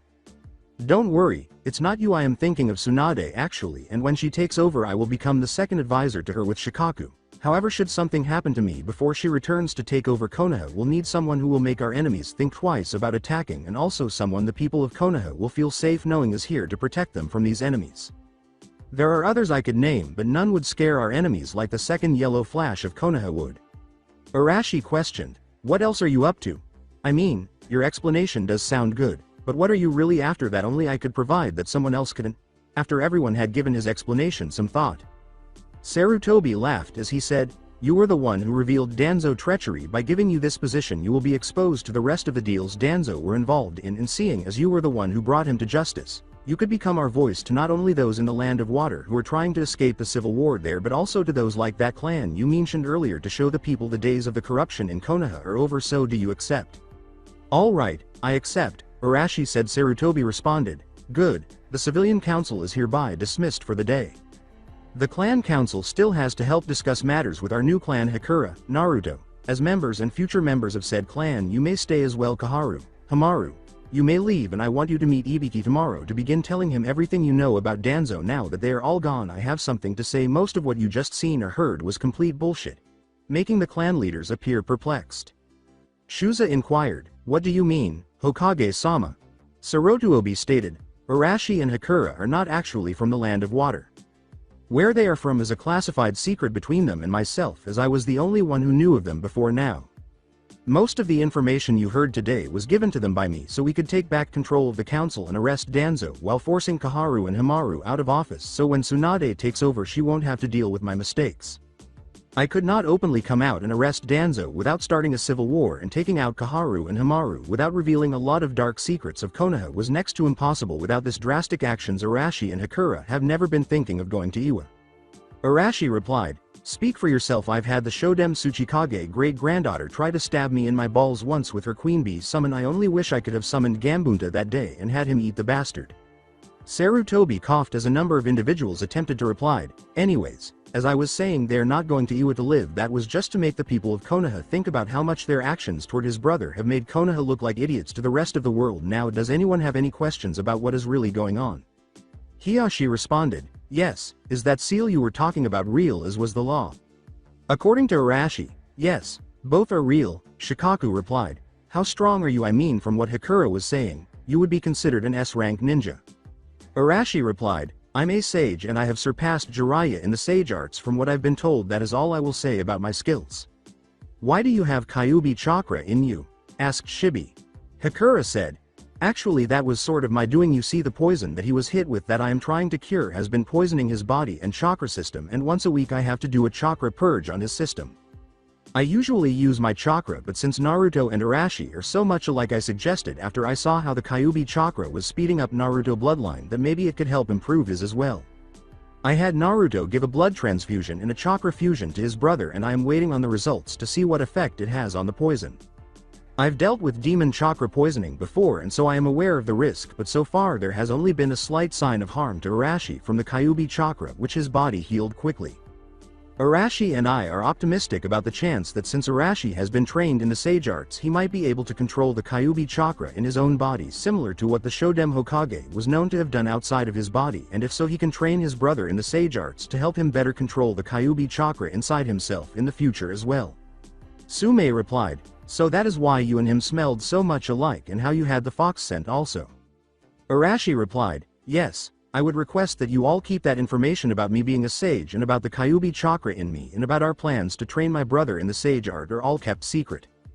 There is some information we could not reveal in the council meeting, and I am not at liberty to say it right now because it is too dangerous to even mention, but I can tell you this. Things are in action in several different places around the elemental nations. A lot of them will come to head in our village or at our village doorsteps. I can't tell you anything else right now because I need to give this info to Jiraiya and have his spy network check on it and make sure everything is valid, but if it is valid you need to train your family, especially the genin who just graduated. Speed, strength, stamina, endurance, chakra, and chakra control would be a good idea to work on them on. While pondering, Shikaku remarked, the Chunin exams, since it's here something's going to happen here this time. Arashi glanced at the Sandaime who nodded as he said, we have reason to believe that Orochimaru plans to attack Konoha during the Chunin exams here with his hidden village he has built. I have the name of a suspected spy that I picked up from where we have been, but I can't tell you anything else, and if the spy is real then we can use him later to give false information to Orochimaru, and if not, he is from a respected family in the village that could cause trouble for Konoha, so we can't do anything about him at this time. Also, this info can't be linked back to Hikura and me because there is a chance they could backtrack where we have been and discover how we came up with this info, which could be used against us for future information. All of this has to remain a secret, and your genin's true skill levels must be hidden until the exam for their safety. This is all rumors right now, but since we do know Orochimaru is building a village, it seems to be true. Shibi replied, so you are a spy master like Jiraiya-sama, and since he was the only one who is a sage, he must have trained you as well. Arashi replied, yes and no, he trained me through a contact, but we have never met face to face before, and if asked he will deny even knowing about me because all he had was a codename the Sandaime gave him for me. Hikura was the same way with Tsunade, she was trained under her but has never actually met her directly, just through a contact. As Hiyashi put it, so you were both trained by a Sannin. Hikura stated, Arashi and I have both surpassed our sensei in our chosen field from what we have been told, but we are not sure ourselves since we never actually met either. Sume responded, why you Hikura? I can understand Arashi, but why were you chosen to be trained by Tsunade-sama? Arashi stated, it was a favor to me. Hikura displayed good qualities for a medic and I was able to get a message to the Sandaime who had Tsunade begin to send lessons to her. Sarutobi stated, all this info is classified and if it leaks out I will find the party responsible and they will be punished, clan status be damned. Clan heads agreed one by one, and Arashi remarked, well, if nobody else has anything else to say, I think we should get some rest, and you Naruto still have your training to complete before Sunday evening. As he walked away, Sarutobi said, I agree, this meeting is dismissed. Hikura and Arashi began to scuttle off as everyone was leaving, and Naruto remarked, wait, can't you guys give me a lift? After grabbing Hikura and walking away in a flurry of leaves, Arashi laughed and said, sorry bro, you need to exercise as part of your training, CYA. Upon their arrival at Jiraiya's place, Hikura exclaimed, I can't believe that actually worked. Arashi agreed. When Arashi closed his eyes and felt a pair of lips on his, He opened them again to see Sakura kissing him. He closed his eyes and started kissing her, causing her to giggle and cry as he carried her inside and slammed the door with his foot. I know, I just hope things work out in the end. As he was heading to the door in the council room, Naruto complained and thought, wait, bro said she needs an alpha and doesn't have one. She also said I was an alpha, maybe I can help her. He then smelled a scent from earlier. Naruto saw Sume leaving as he ran up to where he was. Sume saw him catch his breath as he stopped close to her, and she said, "You okay, pup? You seem to be in a hurry to catch me." Naruto replied, Yeah, I don't know how to say this, so I'll just get straight to the point. I know you're in heat and need an alpha, and I remember you saying I was an alpha, and I was wondering if I could help you with your problem."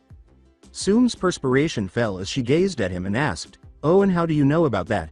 Did he just ask me to have sex with him? Kushina, your son's a MILF hunter." "Well, I could smell it. I don't know how much I can help, but you did say I was an alpha," Naruto said, rubbing the back of his head. Sume looked at him with a chuckle and remarked, "So you could smell it, huh? You must have heightened sense of smell to be able to do that. You do know what you were asking me to do, right?"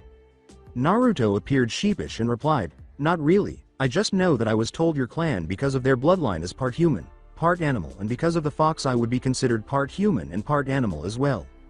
Nisan said he would explain it to me when he had more time, but he said it was a condition you have and only an alpha could help you with it, and since Kiba dad isn't around he didn't think you had an alpha to help you with it, and since it's something private I thought I could help you with it. "Do you know about the birds and the bees, pup?" Sume asked with a laugh. Naruto remarked, "I know birds eat bees. Why?" Sume responded, "Oh Kushina, what would you think? Tell you what, pup, I'll take you back with me to my place and I'll explain some things that it appear nobody has told you about, and if you still want to help me with my problem after that, I'll take you up on your offer to teach you some things." Her face was amused. "You can rely on me, Sume. I'll prove to you that I am capable," Naruto said with a smile. As he gestured with her head to follow, Sume laughed and said, "We'll see, pup, we will see." He then started to walk in the direction of her house. Sume said, "Okay, pup, what you need to understand is that what you were told about me, and probably you as true women in my clan, because of our bloodline, have times when we go into heat where we are looking for a mate to have sex with, to possibly have children. What you asked me earlier was if you could have sex with me. Do you understand that?" After they arrived at her clan's home and sitting down on the couch in the living room, with his face flushed, Naruto began to speak when Sume remarked, "I see you do know about sex, right? The difference between males and females, and about how a child is conceived." Naruto stopped and said, "Well, I know women have breast and long hair, but I only know what I could see out of the swimsuit magazine before I was kicked out of the bookstore." She grabbed his hand, and Naruto looked at her bewilderedly as she stood up and said, "Come on." Sume scowled and said, "So you don't know anything else?" He thought, of course he doesn't. Everyone tried to hinder his growth. "Huh," said Naruto. Sume responded, "This is a lesson your mom or dad should have gave you, but since they both died and I was so close to your mother, I think I should teach this to you. Would you like me to teach you about the things you should have been taught?"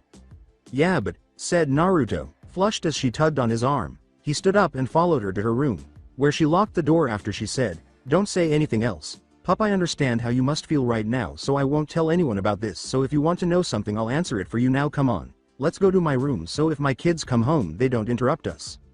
Sit down and don't say anything, and I want you to look at me and hold all questions until I am done," Sume said, gesturing toward the bed. Sume turned away from Naruto as he sat down on the bed and removed her wrappings and shirt, causing Naruto to widen his eyes before closing them. After removing her shorts, Sume turned around and snarled, "Look at me." Before blowing back with a nosebleed, Naruto's eyes opened and widened as he gazed at her. When he woke up, he was lying on Sume's bed with a rag over his face. Sume stood with her hands on her hips and said, "All right, pup, now you can't be passing out on me like that. Now look at me." "But," said Naruto growling. Sume uttered, "I told you to look at me." Then she said, "Now I want you to do the same as me, pup. Take everything off." Naruto swallowed and gazed at her, his gaze moving up and down her body. After taking a deep breath, Naruto got up slowly and removed his jacket before removing his shirt and pants. Sume then remarked, "Boxers also." When Sume approached and tore down his boxers, Naruto flushed and snarled, thinking, "Holy shit," as she gazed at his erect member. Sume began to get wet and she climbed onto the mattress to speak, "All right, pup. You know how you said you could smell I was in heat? Well, that was your senses and instincts telling you I was in heat. I want you to close your eyes and relax yourself. Breath in and breath out now. I don't want you to think. Just listen to your instincts and do as they tell you to do. If you do something wrong, I'll tell you." Naruto opened his mouth to say, but he stopped when she glared and growled at him. He swallowed as he looked at her, and he slowly approached her, getting down on his knees by her and sniffing the sweet scent, which was even stronger, before he descended to her folds and looking at Sume, who explained, "Listen to your instincts. Trust them. Sex is something primal. It's not something you think about or know about, it's something you just have to do what your instincts tell you to do." Sume closed her eyes and leaned back as Naruto closed his eyes and sniffed again, his mouth getting wet from wanting to eat the taste of what he had smelled. He then lowered his head and started licking at her folds. As Naruto licked her, he felt more confident and his lust and desire took over. He started to accelerate, and Sume's eyes opened, and she thought, "Oh my, he's going to make me come." Sume frowned as she looked down at Naruto and said, "Pop pop Naruto," as she attempted to tighten her legs around his head during her orgasm, and he growled at her for leaving them open. Sume thought, his eyes they're slitted and slightly darker blue shit, is Kyuubi affecting him? As Naruto continued to stare at her while growling, "Stop pup." She tried to push him away, but Naruto ignored her. He grabbed her hands, flipped her onto her stomach, and landed on her back while growling at her. When she heard him sniffing around her neck, Sume thought, "Oh shit, he's got my arms pinned in his weights where I can't do anything at the moment, damn it. His animal instincts are taking over." Her eyes widened as she realized what he was going to do, and she growled at him as well. He squeezed her arms that he was still holding pinned, making her whimper, and he sunk his teeth into her collarbone as he started to lick the blood from where he bit her. Then, without warning, he slammed into her after scooting down. As he continued to slam into her and quicken his pace, Sume arched her back and growled at him. She then turned to face him and saw his eyes glaze over. In an attempt to subjugate him, Sume felt her body reacting to this and started to push back. Meeting his thrust, she thought, "You want me to be your bitch pup? You're going to have to earn it." After 3 hours, Kiba and Hana were in the Inuzuka compound's kitchen when Kiba exclaimed, "Damn it, who the hell is in there with mom?" Hana replied, "I don't know Kiba, but they were at it an hour ago when we got home, and you know better than to disturb mom, especially now." As they heard a howl, Kiba remarked, I know, I just wish I knew who it was in there with what the hell." "Sounds like mom really was getting into it," Hana remarked with a laugh. After scowling, Kiba got up and went to the sink to get him a glass of water. When he finished drinking it, he turned around to see Naruto enter the room and spit out his water, to which Hana cried, "What the hell, mutt?"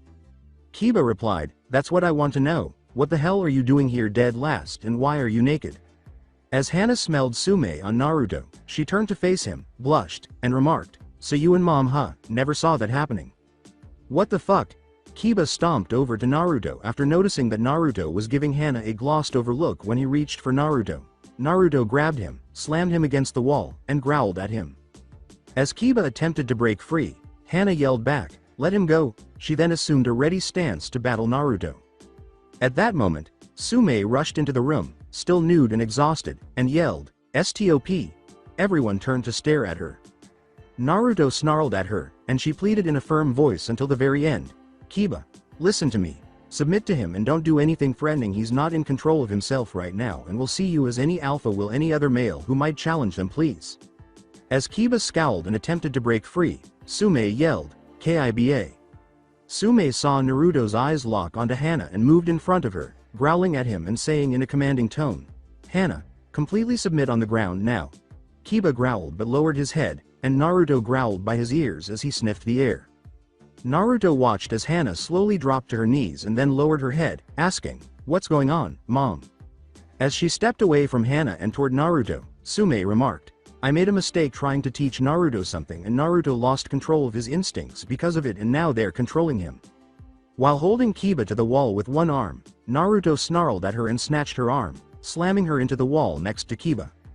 After sniffing the air around Sume's neck, Naruto growled and turned to face Kiba, who was staring at him. As he did so, Naruto flashed his fanged canines. When Sume heard Naruto growl at Kiba, she turned to face him and uttered the words, "Kiba, submit." Kiba gave his mother a fierce look before lowering his head and lowering his eyes. When Sume noticed Naruto sniffing the air, he turned to face Hana. When she saw Hana lying on her stomach, staring at the ground, her eyes widened, and she said quietly, "Hana, are you in heat?" Still standing still, Hana uttered, "Yes, he's after me, isn't he?" Sume said, "Yes, Hana, as she turned to face Naruto. Hana replied, "Stop mom, I understand. Remember Kiba, after he hit puberty we had to lock him in the kennel with the dogs that won't work on him, will it?" Sume looked at him and replied, No, he's stronger than me right now. I tried to stop him when I realized he lost control and he forced me to submit to him. Just stay down and act weak. Hopefully he won't see you as a worthy mate. Hana replied, no mom, keep Kiba here and keep him from doing something stupid. I'll lead him to my room. Sume replied, my room Hana, and I'll come with you. Maybe between us we can wear him out enough to pass out. We can't let him leave here like this, or he could hurt someone, or he could be killed, and it would be my fault. Please Hana, just stay down and it won't be long before he sees me as the alpha female and try to mate with me again. Hana replied, Mom, you're exhausted already and he looks like he's going to be a while. If you do much more then he will hurt you. I know what I'm doing. Alright Hana, you do realize why he is like this, right? Sume scowled. Hana replied, yeah, I know. Explain it to the mud. Get ready. Hana bounded out the swinging door as Naruto jumped at her, landing where she had been before he ran after her. Sume grabbed Kiba as he approached the door to follow them, slammed him against the wall, and said, Kiba, don't interfere. I'll explain everything to you later, but I have to help Hana calm Naruto down. But Kiba said. Sume replied, please son, if you won't do it as my son then I order you as clan head to stay out of this for now. Once everything is under control again I will explain everything. Fine, Kiba said with a frown, but I'll be waiting in the living room if you need me. Sume gave a nod and hurried off. As she arrived at her room, she noticed that Hana's claws had cut and scratched Naruto multiple times on his arms, chest, and stomach. Hana was lying on her stomach with her clothes ripped to shreds, but Naruto remained motionless. After Sume locked the door and shut it, she said quietly, Hana, are you alright? Yes, he froze when I cried out when I hit my head on the headboard, and he hasn't moved since, said Hana, whose face was resting on a pillow. Naruto started to sway from side to side while staring at his hands as if he had never seen them before, and then he passed out and fell to the ground. In an instant, Sume was by his side, exhaled deeply, and said, finally boy's got some stamina for his age, but the adrenaline gone and he's out. You can get up now. Sume winced and said, you're going to get goosebumps from that one. Are you okay though? As Hana sat up. With a nod, Hana asked, is he okay? Sume said, yeah, it appears that his bloodline is starting to kick in. Go get your brother and change clothes, then come back and help me with him. After noticing that Naruto's wounds were healing, then I'll explain everything. Sume got up, grabbed a bathrobe, wrapped it around her, and said, Pop, that was one hell of night. Hana nodded and walked out of the room. Kiba glared at Naruto as Hana, who had snatched a bathrobe, entered at that moment. Sume yelled, stop Kiba, it's my fault. Kiba exclaimed, what the hell's going on, Mom? As she went to pick Naruto up, Sume said, help me set him up on the bed and cover him up and I'll explain everything. Hana assisted her. Well, you know how women in our clan are a little different from other women because of our bloodline, right? Well, I was in heat today and Naruto was able to tell, Sume said after Naruto was in bed.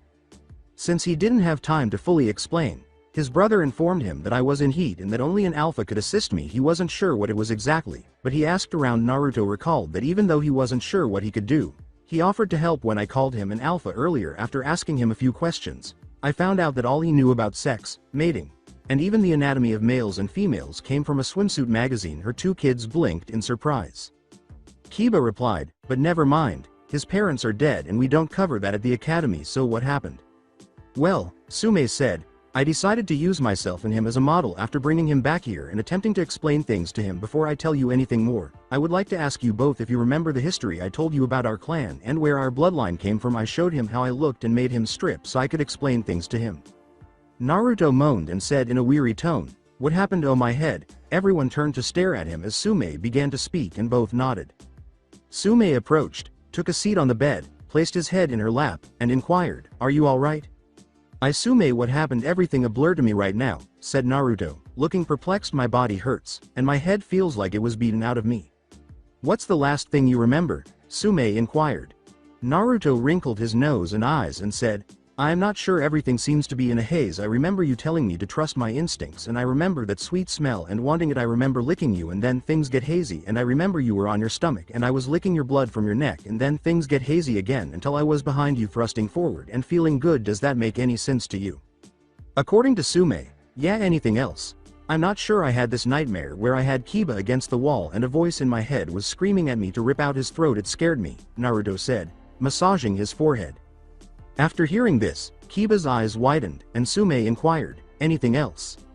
When he started to panic, Naruto exclaimed, a girl? Oh god, no, no, no, I killed her. Sume, I killed her. There was blood and she wasn't moving. "Oh god, what did I do?" As Naruto attempted to break free and was in shock, Hana rushed over, embraced him, and said, "Shush, calm down, it's alright, you didn't kill me." After calming down for a few minutes, Naruto turned to face Kiba and exclaimed, What happened to me, Sume?" He looked at her and said, "What did I do?" with fear in his voice. Sitting behind him, Hana had her arms encircling him and holding his hands to prevent him from hurting himself. Sume took a breath and said, "Naruto, I know what happened and I need to explain it to you and my children here, but in order to do that I need your permission to tell your secret." With a frown, Naruto remarked, "So it was that." They were all startled when they heard a voice say, "No," as Arashi dropped Jiraiya's peeping jutsu. "What are you doing here and how did you get here?" Sume snarled. Arashi looked up and said, "I'll explain everything if you will all relax a moment. I went looking for Naruto after I went to check on his progress in training and found he hadn't been there, so I was afraid someone might have attacked him like Mizuki did earlier today, and so I followed his chakra signature to here and I felt chakra flaring like fighting was going on here, and I felt Naruto chakra being influenced by his prisoner, and I didn't know if it was him fighting you all or what, so I came to help stop the situation, which is why I am here. As for what happened to you, Naruto, from what I heard and know about your conditions is that you synced with your prisoner in emotions." As Kiba looked at everyone in confusion, he said, "Prisoner, what are you talking about?" Arashi stated, "Our father could not kill the Kyuubi, so he sealed it away in a prison to never get out again, and my brother is that prison." "So he's the Kyuubi?" Kiba scowled, looking perplexed as Naruto glanced down. "No mud, he's basically like us," Hana said, giving Kiba a slap on the head. "Our bloodline originates from one of our ancestors who was half demon and half human, and Naruto is now somewhat like that ancestor." After giving it some thought, Kiba said, looking perplexed, "Oh, so he's sort of like one of us, but why is it you all seem to know about this and I don't?" Sume replied, "Because you baka, the Sandame passed a law that no one was to talk about how the Kyuubi was really stopped trying to give the pup here a normal life. Now tell him you're sorry because you made yourself and us sound like the idiots who can't tell the difference between us and our companions." "I apologize for the sound that came out," Kiba said, blinking. "I didn't mean to imply that you were the real fox." He noticed Naruto's dejected expression and said, "As you heard, our clan has a past with a demon itself, but keep that to yourself if you don't mind." Looking at Arashi, Naruto grinned slightly and remarked, "No problem, man, it just hurts to hear people refer to me as the fox and I didn't even get a choice in the matter, but what do you mean me in the furball sink?" Arashi explained, "The seal our father used was made to enable you to use Kyuubi chakra in dire situations, such as to save your life after suffering a severe injury, and so on. The seal is made to function automatically. The seal will release some of the Kyuubi chakra into your body for your use if you enter your mind and demand it directly from the fox. It will also release some when Kyuubi's emotions and yours share a common desire. The only emotions that Kyuubi can feel are bloodlust, hate, rage, and anger. The only distinction between bloodlust and ordinary lust is that the former involves taking pleasure in inflicting suffering and death.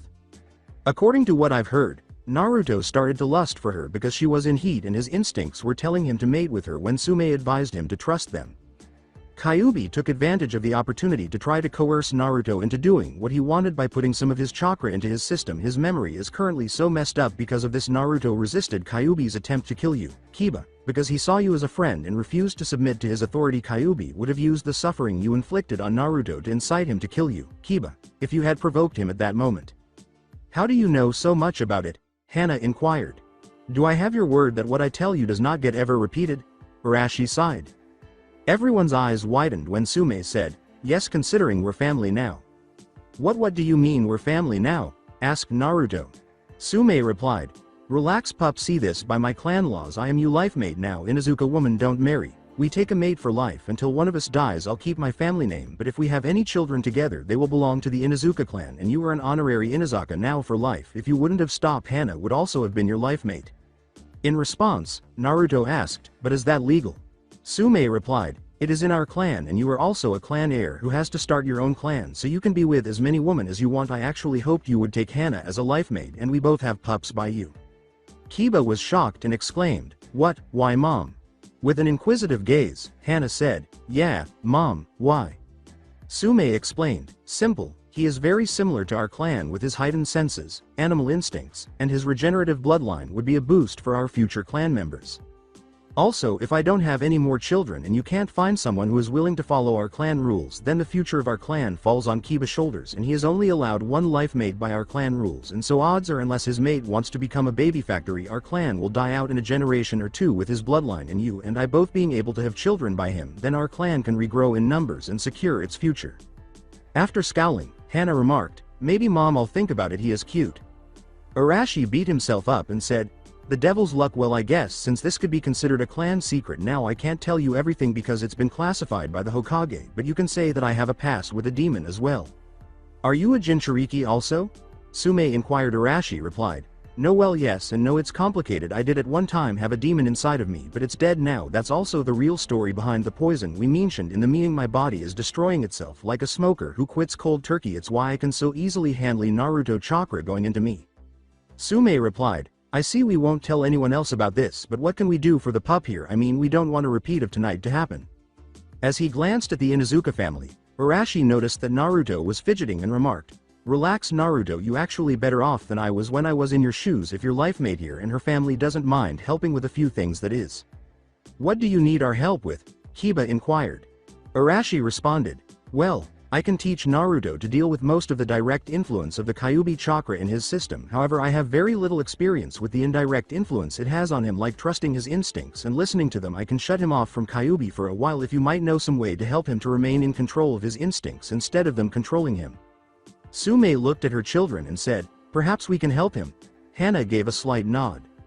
Arashi replied, "Good, and just so you know, I am willing to teach Kiba something in return that could be used to help your clan in the future, so you don't feel like we're taking advantage of you."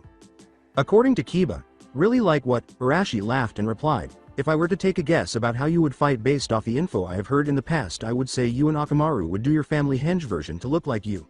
Throw some smoke bombs to blind your enemy and use your heightened sense of smell and hearing to attack your target in the smoke screen with either more of your family jutsu or taijutsu. Anyone who knows that your family is tracking them has time to use a clone jutsu and discard a piece of clothing with their blood on it to distract you." Like Hana and Kiba, Sume raised an eyebrow and remarked, "I guess you could be right about that." Arashi replied, "I know I am, because that would be the basic plan I would use to lure you into a trap if I was your enemy." Sume replied, "And what would you suggest to aid our clan against that kind of situation?" Arashi stated, "I taught Naruto the Kage Bunshin no Jutsu to help him pass the academy test. Because of the Kyuubi he has Kage-level chakra reserves. The Kage Bunshin is one of my signature jutsu, and I have experimented with it and its partner jutsu like the Kage Kanai no Jutsu and the Shuriken Bunshin no Jutsu to levels that I doubt anyone has ever understood the workings of those jutsu. I've come across a startling conclusion. The chakra drain is according to the size of the item being copied and the amount of times it has copied. The side effects of all the information the Kage Bunshin transfer back to the original carries over to the original item that is copied. Because of this I have learned to make an army of Kage Bunshin for the price of a Mizu Bunshin no Jutsu." Sume and Hana's eyes widened, while Kiba and Naruto appeared perplexed. As he put his hand on Kiba, Arashi remarked, "I see you are starting to understand where I am going with this." A moment later, a puff of smoke appeared next to Kiba, and Arashi said, "You go into another room and look at something and then punch yourself." According to the Kiba clone, "Why should I?" Arashi replied, "Because you are a Kage Bunshin and follow the orders of those who made you or you will be replaced. Now go." As he was punched in the face, the Kiba clone snarled and said, "Back off, just because your brother is sleeping with my mom doesn't." Kiba recollected, "Damn it man, that hurt." Sume replied, "But how? Kiba shouldn't have gotten the memories back since you were the one who made it." Arashi replied, "And that is what I was planning to teach Kiba. If he used what I just did on Akamaru, it would only cost him a fraction of his energy instead of half, and the Akamaru clone could then go and scout one trail, or if he got his reserves up enough to make more than one clone, he could scout both trails and then dispel itself, and Akamaru would get the memories and could tell Kiba what he learned. Of course you would have to be careful and not let the jutsu last more than a few minutes, but if a person is leaving a false trail, then a few minutes is all the time you would need, and you could rest those few minutes to get your energy back and not have to double back and try to find the real trail, and save you half the time and work of trying to find the real trail. I don't know how many you could safely make with a dog, but one should be safe. I've used this same method on summons and exploding chipmunks before, so I know it works." Everybody stared at him as if he were insane, but Sume and Naruto said, "Exploding chipmunks, what the hell bro?" He laughed sheepishly as he stroked his forehead and said, "There are stories that only come out when you're seriously drunk on your ass and don't remember who you were or where you were. That was one of mine, and it had to deal with a snake, a priestess, a gopher, 3 nymphomaniacs, a super pervert, 26 bottles of sake, a funeral, a wedding, and a woman giving birth. Never underestimate the exploding power of a chipmunk. Mark my words, they can end all the world's problems. Sume replied, "You've been to Oni country before, haven't you?" "Yeah," Arashi replied. "How did you know?" Sume laughed and continued. "I got one of those stories, but mine was around a baptism, a potential suitor, a possessed child, 2 monks, the Tsuchikage and a musical band with 20 exploding chipmunks, and a circus. I came home from that mission with 7 broke ribs, a tiger fur rug, a clown nose, and pregnant with Hana. Best damn mission of my life." Arashi laughed and replied, "I hear you. Both my arms broke, a skull fracture, both my legs were numb from a Raiden jutsu, and it was the night my daughter was born. I had to cut the cord with a kunai tied to my big toe." "Praise the exploding chipmunks," Sume exclaimed. "Amen," said Arashi. Sume and Arashi laughed when Kiba said, "You both nuts." As Naruto put it, "So what now, and where's my pants? I totally forgot you're still nude under those covers. Oh god, does that mean he's basically my dad now?" Kiba said as everyone blinked. According to Sume, no," Hana replied. "Let's just say we have a brotherly bond, since I'm going to help him learn to control his instincts and have him become my life mate." "What? It's not just because of what mom suggested earlier. I actually had a crush on him for a while, but then I saw how he was following that pink-haired girl around, and then he had the Hyuga sniffing his heels. I decided to focus on getting stronger and learning our family business." Arashi slapped himself and said, "It's got to be the devil's luck. Listen, I don't care what you all decide to do, since Naruto old enough to make decision for himself and live by them. He's done a great job so far, as best as I can tell, and I won't be his keeper or his boss, just an advisor to give a helpful word of advice here and there and try to become his friend, since I only remember meeting dad once and I don't even remember mom, so there isn't much I can tell him about our family. But there is something I haven't told Naruto yet, and in case this whole situation comes about with you having children, you need to know this as well. There's a group of missing nin all S rank, planning to capture each of the Jinchurikis and extract the Biju from them. Killing the Jinchuriki, and Jinchurikis are the name of what people who have demons sealed in them are called Kiba. Right now there are 9 of them in the world, including Naruto. These guys will use anyone or anything to their advantage to complete their goal. I don't care if you all have a relationship or a family, but until this group is taken care of, I ask that you would agree to a few precautions for the sake of the children." Everyone was listening at this point, so Sume questioned, "What kind of precautions, and why haven't we been informed about this yet?" Arashi said, "Because Orochimaru was once a member of this group and may still have ties with them, and as you know already about what info we have on him and his plans, we can't take the risk of revealing the info about this group until we deal with that problem. Besides, with the fallout of me basically destroying the civilian council, the elders, Danzo, and Root, people are going to be paying attention to Naruto and I, and if they found out about this group at this time, those who were in with those groups would try to unite the village in getting rid of my brother, which would make it easier for this group to get him, as well as Konoha losing one of only 3 people in this village who could currently go toe-to-toe with another Jinchuriki, which may happen from the info I have. If it helps, the Hokage knows, and I plan to inform Shikaku as the other advisor about this as well, so we can figure the best way to deal with this group while focusing on the current problem. Luckily this group won't become active until after Orochimaru plan comes to pass, because they plan to make a run on my brother after the fallout from his plans." Sume replied, "Alright, I understand what you're saying and I agree with the precautions, so what about the pups?" Arashi replied, "If you don't mind, if you or Hana here do become with child. Until this group is taken care of, I ask that you not reveal Naruto as the father, and that when they are born you let me put a genjutsu seal on them if they have blonde hair. Blue eyes, while rare, is not uncommon, but blonde hair in this village could only come from 3 sources, Inoichi, Naruto, and me. It's not like I want to do this, but you have to understand that because of dad and mom, we have a lot of enemies already, then those who hate the Kyuubi, and then finally this group, and people would have no problem attacking or killing a child to cause us pain." Sume responded, "Alright, if it comes to that I will claim I had a fling with a guy out of town until this group is taken care of, as will Hana. Naruto already has a reason to be around us anyways, as people saw and heard me offer to tell him stories about his mother. That offer also goes to you, pup. We can also say Kiba, Hana, and him are all training together here at our compound or at your place. Once it's built we can reveal our relations, but in public we're just friends. You both got that?" When she saw Kiba and Hana. "Who's all in this group?" Hana inquired. "Got a bingo book," Arashi said. Sume went to her dresser, opened a drawer, and took out a bingo book. She threw it to Arashi, who opened it because the names were arranged alphabetically, and then by rank he started to tear out a few pages and placed them on the bed.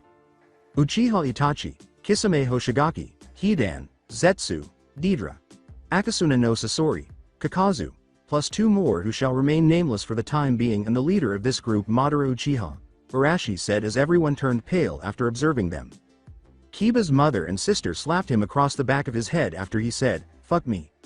With a terrified expression, Naruto uttered, "And this group will be coming after me." Arashi looked at him sadly and said, "Naruto, this group may seem undefeatable but they're not.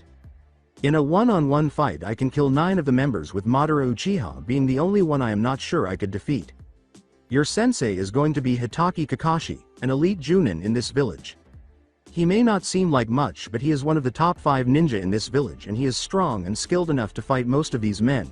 Your godfather Jiraiya is strong and skilled enough to kill 6 of these members. These men won't be making a move until after the Chunin exams in 6 months. In that time between your sensei, godfather, and myself, you will become skilled enough to hold your own until backup can arrive. At that time there are plans in the work to draw the attention of every ninja village in the world to this group, something this group does not want since they need the world to be distracted by rumors and gathering information. Instead of planning to stop them, I plan to ask Tsunade when she takes over to call a cage summit to give them all the information we luckily got from one of Orochimaru men when we captured him."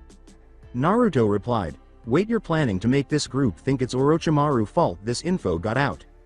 Hana replied, "Very good, Naruto. By doing that we keep the secret of how we actually got this info and cause the group to turn their attention to Orochimaru for revenge if whatever his plans fails and he is not captured or killed."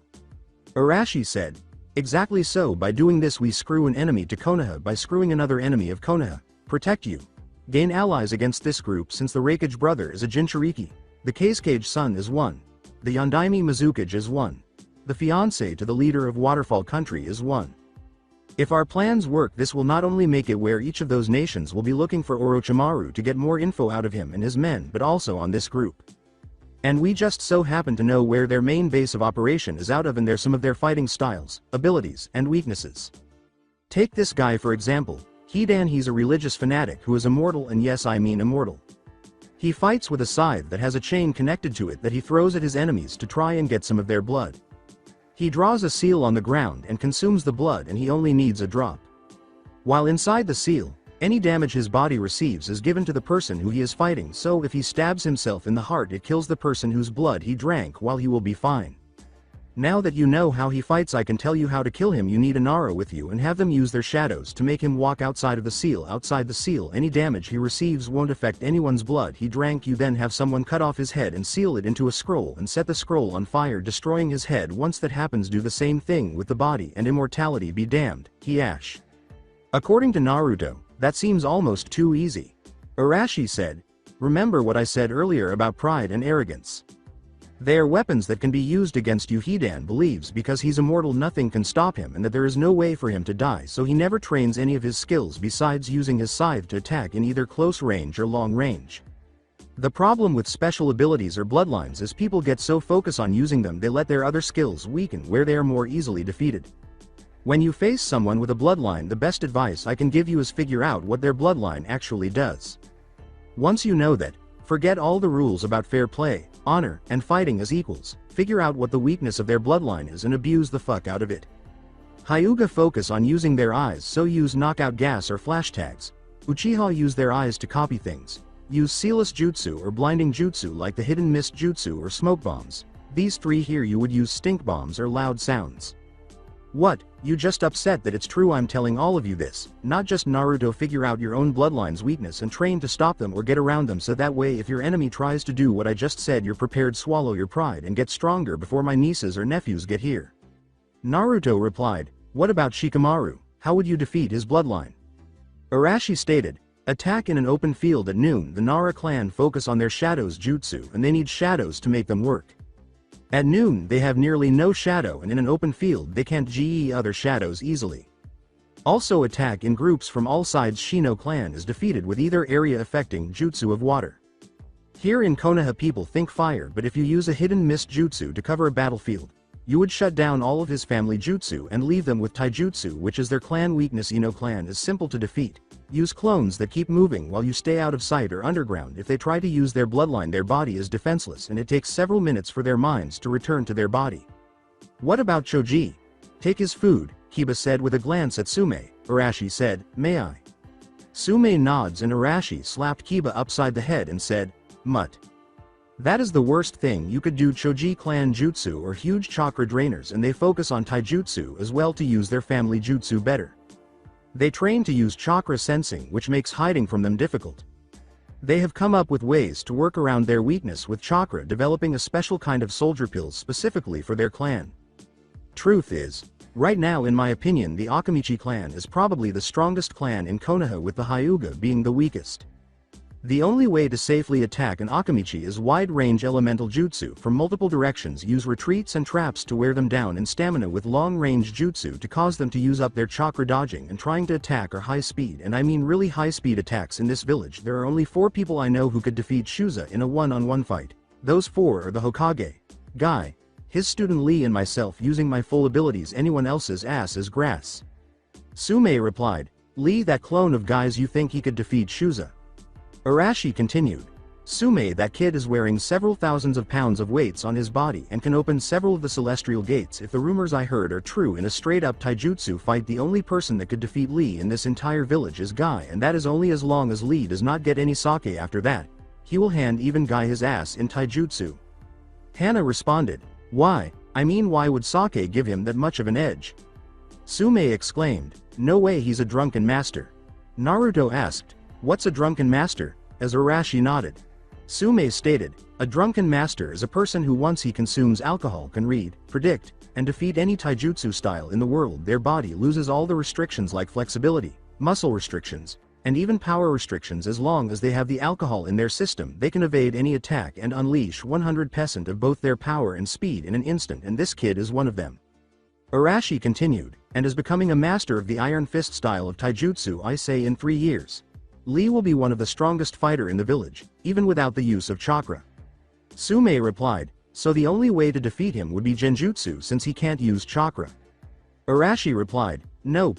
Believe it or not, but Guy and Lee's fashion taste has a reason. Those spandex suit as they move cause pain in areas of their body constantly. If they move any, the pain will break nearly all genjutsu placed on them and eliminates that weakness fully. Trust me on that one. I had a run-in with those horrible things once, felt like razor blades were slicing my skin. Listen here, I don't care if I do become your bitch. You ever put on one of those green spandex outfits of Lee and Guy's and I will cut off your manhood and feed it to my companions. Do I make myself clear?" Hana said, looking terrified, turning to Naruto. After swallowing the key, Naruto uttered, Yeah, I guess, but don't I get a say in all this stuff? I mean, I don't even know you." And Sume asked, "Did you know me?" Naruto remarked, "No, but that's strange." Arashi replied, "That's going to happen over the next week, kid. Your memories of what you did will come back, but in pieces at times."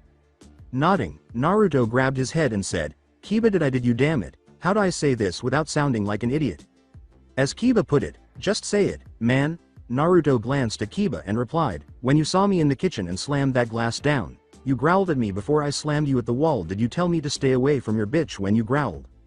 Kiba blinked. Sume and Hana gave Naruto a questioning glance, and Hana turned to her mother and said, "Did you?" Sume replied, "I might have. It was a wild 3 hours before I passed out and then awoke finding him gone." Kiba replied, "Is that normal, mom? I mean, he wasn't completely right, but he was close. I said stay away from the bitch." According to Naruto, "So I did hear your words. How?" Sume approached him and gazed at his neck before saying, "Well, I guess I did." Naruto replied, "Did what? Will someone tell me what's going on?" Kiba responded, "You're a member of our clan now. I can see the mate mark you gave mom on her neck, and she gave you one as well. During mating, males have to make the females submit, and once they do, they mark them as their own, which is the bite mark you gave mom. If the female accepts you, then she will return the mark with one of her own on you. This creates a bond between you and your mate, so you could understand each other and are companions as the blood enters your system and yours and theirs. I'm surprised you could actually understand what I was saying, though, since it usually takes longer for the effects to hit. Most likely the Baka Fox fault," Naruto stated. Hana replied, "But you still have a long way to go. You understood most of what Kiba said to you, but when you were returning the growls it was like baby talk gibberish." Naruto replied, "I see. Did you ever have anything like this, Ni-san?" Arashi replied, "Not really. I never trusted my instincts because the first time I ever used my demon's chakra I was fighting an enemy who turned out to be the woman I had fell in love with during the mission I was on." My using that power caused her defeat and lead to her death after the battle, and I found out who she was. I prepared her body for burial, and I found something that destroyed me inside and lead me to trying to kill myself. She had a pregnancy test showing she was pregnant and I was her first and she was mine," while closing his eyes. Arashi smiled sadly and said, "I'm not an expert in dealing with demons, Naruto. I've made mistakes, I've learned lessons the hard way, and I've lost a lot along the way. I can only offer you advice and hope that what I tell you helps you. It will be you who has to make the decision as to what to do. Personally, the best advice about using its power would be to treat it as a last resort. Don't use it unless you have no other option, don't become dependent on it. If you survive a battle and had to use the Kyuubi chakra, figure out where your own weakness was in the battle and fix it so that way you won't have to use Kyuubi chakra again. Demon chakra is like a drug, the more you use it, the more you want to use it. The feeling of so much power, the way your body becomes stronger and faster. The adrenaline and the pleasure you feel when you destroy your enemies using it. It's addictive, but just like a drug, you have to resist harder each time you use it. Your body turns against you, demanding to feel that. You begin to doubt your own abilities and believe that his chakra is the ultimate weapon and makes you undefeatable. All the while it destroys your body, shortens your lifespan and makes you weaker while giving the demon more and more chances to break free from your control and kill you and everyone you care for, to get sick satisfaction in keeping you alive long enough to see it destroy what's precious to you with your body, to destroy your heart and will before it devours your soul to become free power. No matter how good it seems at the time, always comes at a price. I won't let that happen. I'll stop the Kyuubi from escaping, even if it cost me my life. I'll protect everyone precious to me, my friends, family and Konoha, even if the people here hate me, even from myself," Naruto said. His lips thinned as he heard this, and his eyes showed determination. Arashi remarked, "I know you will. True strength can only be found when you're protecting that which is precious to you. Remember what is precious to you. Keep it in your heart and mind always." The Inuzuka's respect for the brothers increased as they heard and witnessed the exchange. According to Naruto, "I will Ni-san." Arashi sighed and replied, "Well, oh my, look at the time. Sakura is probably looking for me and I am sorry for coming in uninvited earlier, but I was worried about my brother and I felt chakra being used like a battle and I was afraid something was wrong." With an amused expression on her face, Sume remarked, "It's no problem this time, pup, and I understand with your brother being attacked earlier how you must feel. Today has been tiring. Don't forget, you have to have that hole finished this weekend or I won't teach you anything else," Arashi said, nodding and turning to face Naruto. Grumbling, Naruto uttered, "Ni-san, can't you give me more time?" Arashi smirked and said, "Nope, you want to be a shinobi, you're going to have to prove to everyone you deserve to be one, starting with your teammates and sensei. Kakashi has never passed a genin team before and you're going to have to earn the right to be one with blood, sweat, tears, pain, heartache, and faith in your comrades and village, and should the day ever come where you are going to die, there are only 2 pieces of advice I can give you. 1. Have faith that your precious people will be alright with you gone. And the second one is simple: take out as many of the enemy as you can and let them know exactly who the fuck they are messing with. Show them you are the son of Minato Namikaze and Kushina Uzumaki. Show them you are the brother to Arashi Uzumaki. Show them you are the life mate to Sume and Hana Inuzuka. Brother-in-law to Kiba Inuzuka. Father of any children you may have, proud shinobi of Konoha, Jinchuriki of the Kyuubi no Kitsune, and the baddest MILF hunting motherfucker on the planet, who's so much a badass that hell itself had to let you leave. You've shook hands with the Shinigami himself the day you were born and gave him notice that he's going to be busy as you're sending all of your enemies on a one-way trip to the afterlife. Kick their ass, take their name, put it on their graves, and when the battle is over and everyone thought you would be dead, stand above the bodies of your enemies and show the world that you never give up, never back down, and never go back because you were," as he looked at Naruto. Arashi asked, "Who are you?" as Naruto appeared perplexed. "Naruto," said Naruto in a bewildered tone. "Who are you?" Arashi asked, "I can't hear you."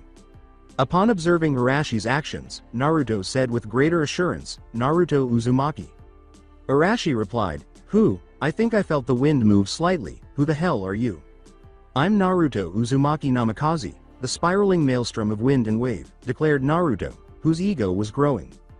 Arashi replied, "Really, you look to me like a little leaf flapping in a gentle breeze right now. I mean, you're so weak you need to ask for more time to dig a little hole, much less a spiraling maelstrom of wind and wave. I'll dig your hole, Ni-san, and bury your ass in it. You get ready to teach me all day Sunday because I'll finish that hole tomorrow," Naruto said, abruptly rising to his feet and stepping in Arashi's face. In addition to getting in Naruto's face, Arashi remarked, "Is that so? Can you really pull that off?" With resolve and assurance in his tone, Naruto declared, "I won't go back on my word, that's my nindo." "Then show me," Arashi said. Naruto turned and began to move toward the door, saying, "Fine, I will." After a brief pause, Arashi asked, "By the way, are you going to play in the mud naked?" before disappearing into a tangle of leaves. "Where's my pants? I got training to do," Naruto said, frozen and turning to where Arashi had been observing him disappear. As soon as Sume indicated the heap of clothing on the floor, Naruto snatched them up, put them on, kissed Sume and Hana on the cheeks, and fled the room. When Kiba saw his mother and sister blush, he started laughing. Hana responded, "Laugh all you want, mutt, we all know you got penis envy shrimp." As Hana and Sume both started laughing, Kiba glared at her and started coughing. Kiba replied, "It's not the size of the dog in the fight, it's the size of the fight in the dog." Sume replied, "Sorry pup, I've seen the size of the fight in that dog, and this time I have to say the fox beat the hounds." Kiba screamed, "Mom," and stomped off, while Hana laughed. After giving Sume a quick glance, Hana said, "So he that good?" Snorting, Sume declared, "I gladly announce to the world I'm a submitted bitch he's that good." Hana inquired, "So did you use any protection?" Sume said, blinking, "Oh, well no." When Hana's eyes widened, Sume remarked, "Oh well, if I am, I am. I don't regret it." "You sneaky little bitch, you had this planned all along, didn't you?" Hana said after glancing at her mother for a few moments. With an innocent expression on her face, Sume questioned, "Whomie, what makes you think that, dear?" Hana grumbled, "You knew I was in heat because we both been a day apart since I first hit puberty. You also haven't been with a guy since Kiba dad cheated on you. You were also too quick to mention the benefits of why I should chose him. Admit it." Sume laughed and replied, "Fine, I admit I wanted to hook you and him up. Kushina, his mother, and I used to joke about if she ever had a son we should hook him and you up.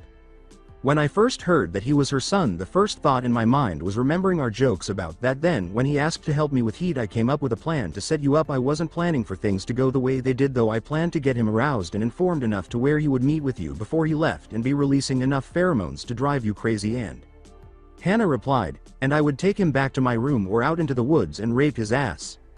Sume continued, "And since he was an alpha he would not let you win and force you to submit to him and become his life mate. In the end I would have a chance to have a good memory of my best friend with me again. Watch over her pup, have you with a good-hearted and healthy mate to give you strong pups." With a grin on her face. After glaring at her mother, Hana calmed down and remarked, "I guess I can't blame you, so what do we do now?" Sume replied, "For now, we both get closer to him. He's got a lot on his shoulders but his brother seems to be trying to help him." Hana replied, "You don't really think they're brothers, do you?" Sume looked at Hana for a moment and then replied, "No, it's him. As crazy as it sounds, somehow him and that pink-haired girl Sakura have come back in time. Even twins' scents are not as close as all four of them, or even the scent of their blood is too close." "What should we do?" asked Hana. Sume replied, "Nothing, let things play out like they are. The pup's done a lot for Konoha already today, and with the info he has, things must have went to hell in the future. Think we should tell Kiba?" Hana said. Sume nodded her head and replied, "No, Kiba too loud and too much of a baka to keep this a secret. Arashi doesn't trust us yet, so we will keep the secret for now until this thing with this group he warned us about is over. I want you on the pill and using those jutsu. I know you are old enough and you're ready, but one of us has to stay strong, and I'm pretty much already selected to have his first litter." Hana responds by saying, "Yeah, I'm only 4 years older than him and I'd like to make special Junin or Junin before I start settling down." Sume chuckled as she said, "The day an Inuzuka woman just settles down will be the day pigs fly. It's not in our nature to become docile like other women." Hana replied, "True, so that Hakura girl is the pink-haired tart, huh? Never figured they would actually hook up." Sume stated, "I don't know Hana, something about that doesn't feel right to me. He's talked about kids he had, but the girl seemed just as surprised as we were at the council meeting. Like most of his personal life, she doesn't know if we are right about him being from the future. Then they may have only got together because neither can tell people the truth without screwing things up, and they're the only one who they can talk to about it." Hana scowled and remarked, "So it's because of lack of options? That's sad." As she held her side, Sume uttered, "I know, damn pup, my body can't move like that." As Hana put it, "Like what?" Hana's eyes widened as Sume made a symbol with her hands, blushed, and uttered the words, "Sucks for you to be an old bitch, huh?" As Hana departed laughing, Sume yelled, "Out," and gestured to the door. After seeing Naruto locate the hole and start digging it with renewed determination, Arashi returned home to find Hakura sitting on the couch sipping a glass of hot tea. She asked, "Is everything alright? you've been gone for a while? Arashi replied, yeah, had to find the baka and solve some problems that came up. Hakura inquired, what kind of problems? Hakura choked and questioned, what? When Arashi sat down next to her and said, he's now a member of the Inuzuka clan. Hakura, who was pale and wide-eyed, said, so him and Sume and Hana, as Arashi nodded and started to explain it to her. As Arashi put it, well, Hana will be later, but yeah. Shaking her head, Hakura remarked, and I thought it was shocking to hear about you and them. Life is going to be different now, Naruto, and I will never be the same person, Arashi said, shrugging his shoulders. But you're both Uzumaki, and from what I hear they are all alike. Hakura smiled as she planted a kiss on his lips. Arashi laughed and replied, true. Now I have a question for you. Are you willing to help me secure the next generation of Uzumaki? Hakura gave a thumbs up and chuckled, saying, believe it. As he lifted her and carried her into the bedroom, Arashi laughed. Continuing to pace himself, Naruto was panting in the woods, thinking, just you wait, Ni-san, I'll show everyone. When she saw Naruto unconscious in the hole he was digging the following day, Hakura grinned and yelled, Naruto, wake up. After snoozing as he rolled over, Naruto sprang to his feet just in time to be struck in the head by a water balloon. He sputtered and turned to see Hakura laughing, to which he replied, not funny. Hakura pulled a strapped canteen off her shoulder and held out a plate of food, saying, I thought it was here, it's not ramen but it's something I thought you might like. After emerging from the hole, Naruto grabbed the canteen and started drinking it. He then took the plate and sat down to start eating. After a few minutes of silence, Hakura sat down across from him and inquired, so when are you going to ask? Naruto paused his meal and uttered the words, huh. Hakura replied, don't play dumb with me, Naruto, I've had years to learn to read you. I know you're wanting to ask something. Why are you and him together, Sakura? Asked Naruto with a frown. As Hakua put it, Hakura, my name is Hakura, Naruto replied, now it is, but I also know who you really are now. Please answer me. Why are you with him? You hate my guts, so how do you and I end up together? After picking up 2 leaves and placing them on her finger, Hakura said, watch. As she rotated her finger, the leaves started to fall and land in various locations. Hakura stated, one of those leaves is Arashi, the other is you. Up till the day you and him met you were both the same. After that day you began to take a different path than he did and will end up in a different place as well. Sakura and I are both alike. Until then as well I never actually hated you, Naruto, but you did annoy me greatly. You try so hard to get everyone's attention with the orange cloths, the loud voice, the confident attitude that everyone knows you're a fake. Naruto glared at her and screamed, I'm not a fake. Please allow me to explain, said Hakura, raising her hand. With a scowl, Naruto said, fine. Hakura laughed and replied, thank you. Now what I meant by saying you were fake is that the way you display yourself to everyone you seem like a loudmouth idiot who doesn't know anything about being a ninja and thinks life is just one big joke that is not who you are, so that means the image you present to everyone is a fake. With a downward glance, Naruto questioned, am I really that bad?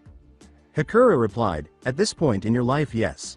But you can change and show everyone the real you. You have your brother and me in your life, and I'm not the Sakura you know, and I would be honored to have you as my brother-in-law once Arashi and I marry. I'm willing to talk to you and help you understand things that you don't know about. As is Arashi, we may not know everything, but we do know a lot and we want to help you. We want to see you succeed and reach your dream of being the greatest Hokage ever. Naruto inquired, do you mean that? Naruto said, but what about Sakura-chan? As Hakura nodded. Hakura replied, don't worry, I plan to have a few words with her myself soon, but I can't tell her the truth now. You can't tell her the truth about who I am either. Naruto replied, I know Nisan told me about those guys who are coming after me soon. Hakura said, did he now? I didn't know he told you about them yet. Her eyes widened a little. So what is it about Arashi that made you fall for him? Asked Naruto, nodding. Hakura replied, I finally saw the real him. Not the fake he pretended to be. I can't promise that you and Sakura will someday get together, but as you are now I can promise you that you won't get with her. If you want to find someone to take you serious and love you for the real you, then you need to show the world the real you. Also maybe you should talk to Hinata.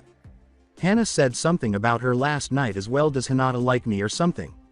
Said Naruto, wrinkled his nose. Hakura responded, you know how I said you're a fake.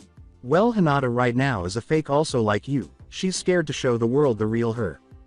I'm not saying she loves you or has a crush on you, but Hinata does want to be your friend and to show you the real her, but she's afraid to get hurt. If you were to start talking with her and show her some of the real you, she would start showing you the real her slowly. Also as you gain her trust and she gains your, and you both could become close friends or maybe something more. I don't know which. Naruto replied, But what do I talk to her about? I don't really know her. Hakura laughed and replied, well, Hinata is a Hyuga and they are trained to be very traditional. Since word is spreading about you being the Yondaimi's son, you could talk to her and ask her if she could help you with a problem. What kind of problem? Asked Naruto, looking perplexed. Hakura replied, you're going to be meeting a lot of important people in the future. You don't want to embarrass yourself, do you? No, said Naruto. Hakura continued, then ask her if she could help you learn proper etiquette for formal meetings and dinners. This will give her a chance to help you learn something important besides fighting skills. Maybe you and her could also spar together and give you both a chance to gain experience fighting other people. Naruto responded, yeah, I guess that would work. Hakura replied, good, now finish eating before your meal is completely cold and you need to get back to training. Grinning, Naruto said, thanks, Nei-chan. Hakura replied, no problem Naruto, and I'll always be here for you. Before going back to his training, Naruto grinned as he finished his meal, feeling happier and more at ease. As she watched him dig the hole for the next 30 minutes, Hakura remarked, Naruto, if you put the shovel in the ground with your right arm fully extended, it should give you an extra half an inch of dirt you won't have to dig later. I tried that already, Hakura, and almost broke the handle when I hit tree roots, scowled Naruto. Hakura laughed and said, Naruto, the shovel and the handle are both metal. Send your chakra into the shovel through your hands as you dig. Before attempting what she recommended, Naruto scowled as he looked at her and the shovel. His eyes widened, and he exclaimed, whoa, it went in without any trouble. Hakura stated, some items can be enhanced by chakra to make them stronger, like in your body. Sending chakra to your bones can make them stronger. Arashi told me this exercise was 3-part. The first was to help make you stronger. The second part was to see if you would think about using chakra to aid you, and the third part was if you did, then you would be working on your chakra control as well. Without really anticipating a response, Naruto yelled into the air, damn it Nissan, why didn't you tell me about this? As Arashi leapt out of the tree and landed next to Hakura, a voice from the tree above said, because you need to think for yourself Naruto. In battle things can change in an instant and you will have to think on your feet and think quickly of how to adapt to those changes. As Naruto put it, but this isn't battle. Arashi replied, it doesn't matter, things pop up all the time and you need to learn to think for yourself outside of the box. Hakura nods and said, he's right, when I am working at the hospital, there are times when I am doing a delicate surgery and an emergency comes in and needs my help. I can't just stop the surgery I am doing to save the other guy, but I can't let him die without helping either. I have to think outside the box and come up with a way to do both. I can have an assistant take over the surgery I am doing to get him up to the point where my skills are actually required and save the other patient enough for another doctor to take over. I have to know my own abilities and those of the other doctors and nurses and have each do their own part so both patients can live, and I do that by being a team. A group of genin can defeat a stronger enemy with teamwork, but if each fight for themselves then they all fall. Even with your Kajbunshin you still need the help of others because the Kajbunshin only know what skills you know. It has all the weaknesses as you do. In order to cover those weaknesses you have to work as a team and work for the greater good. The greater good? What do you mean? Inquired Naruto.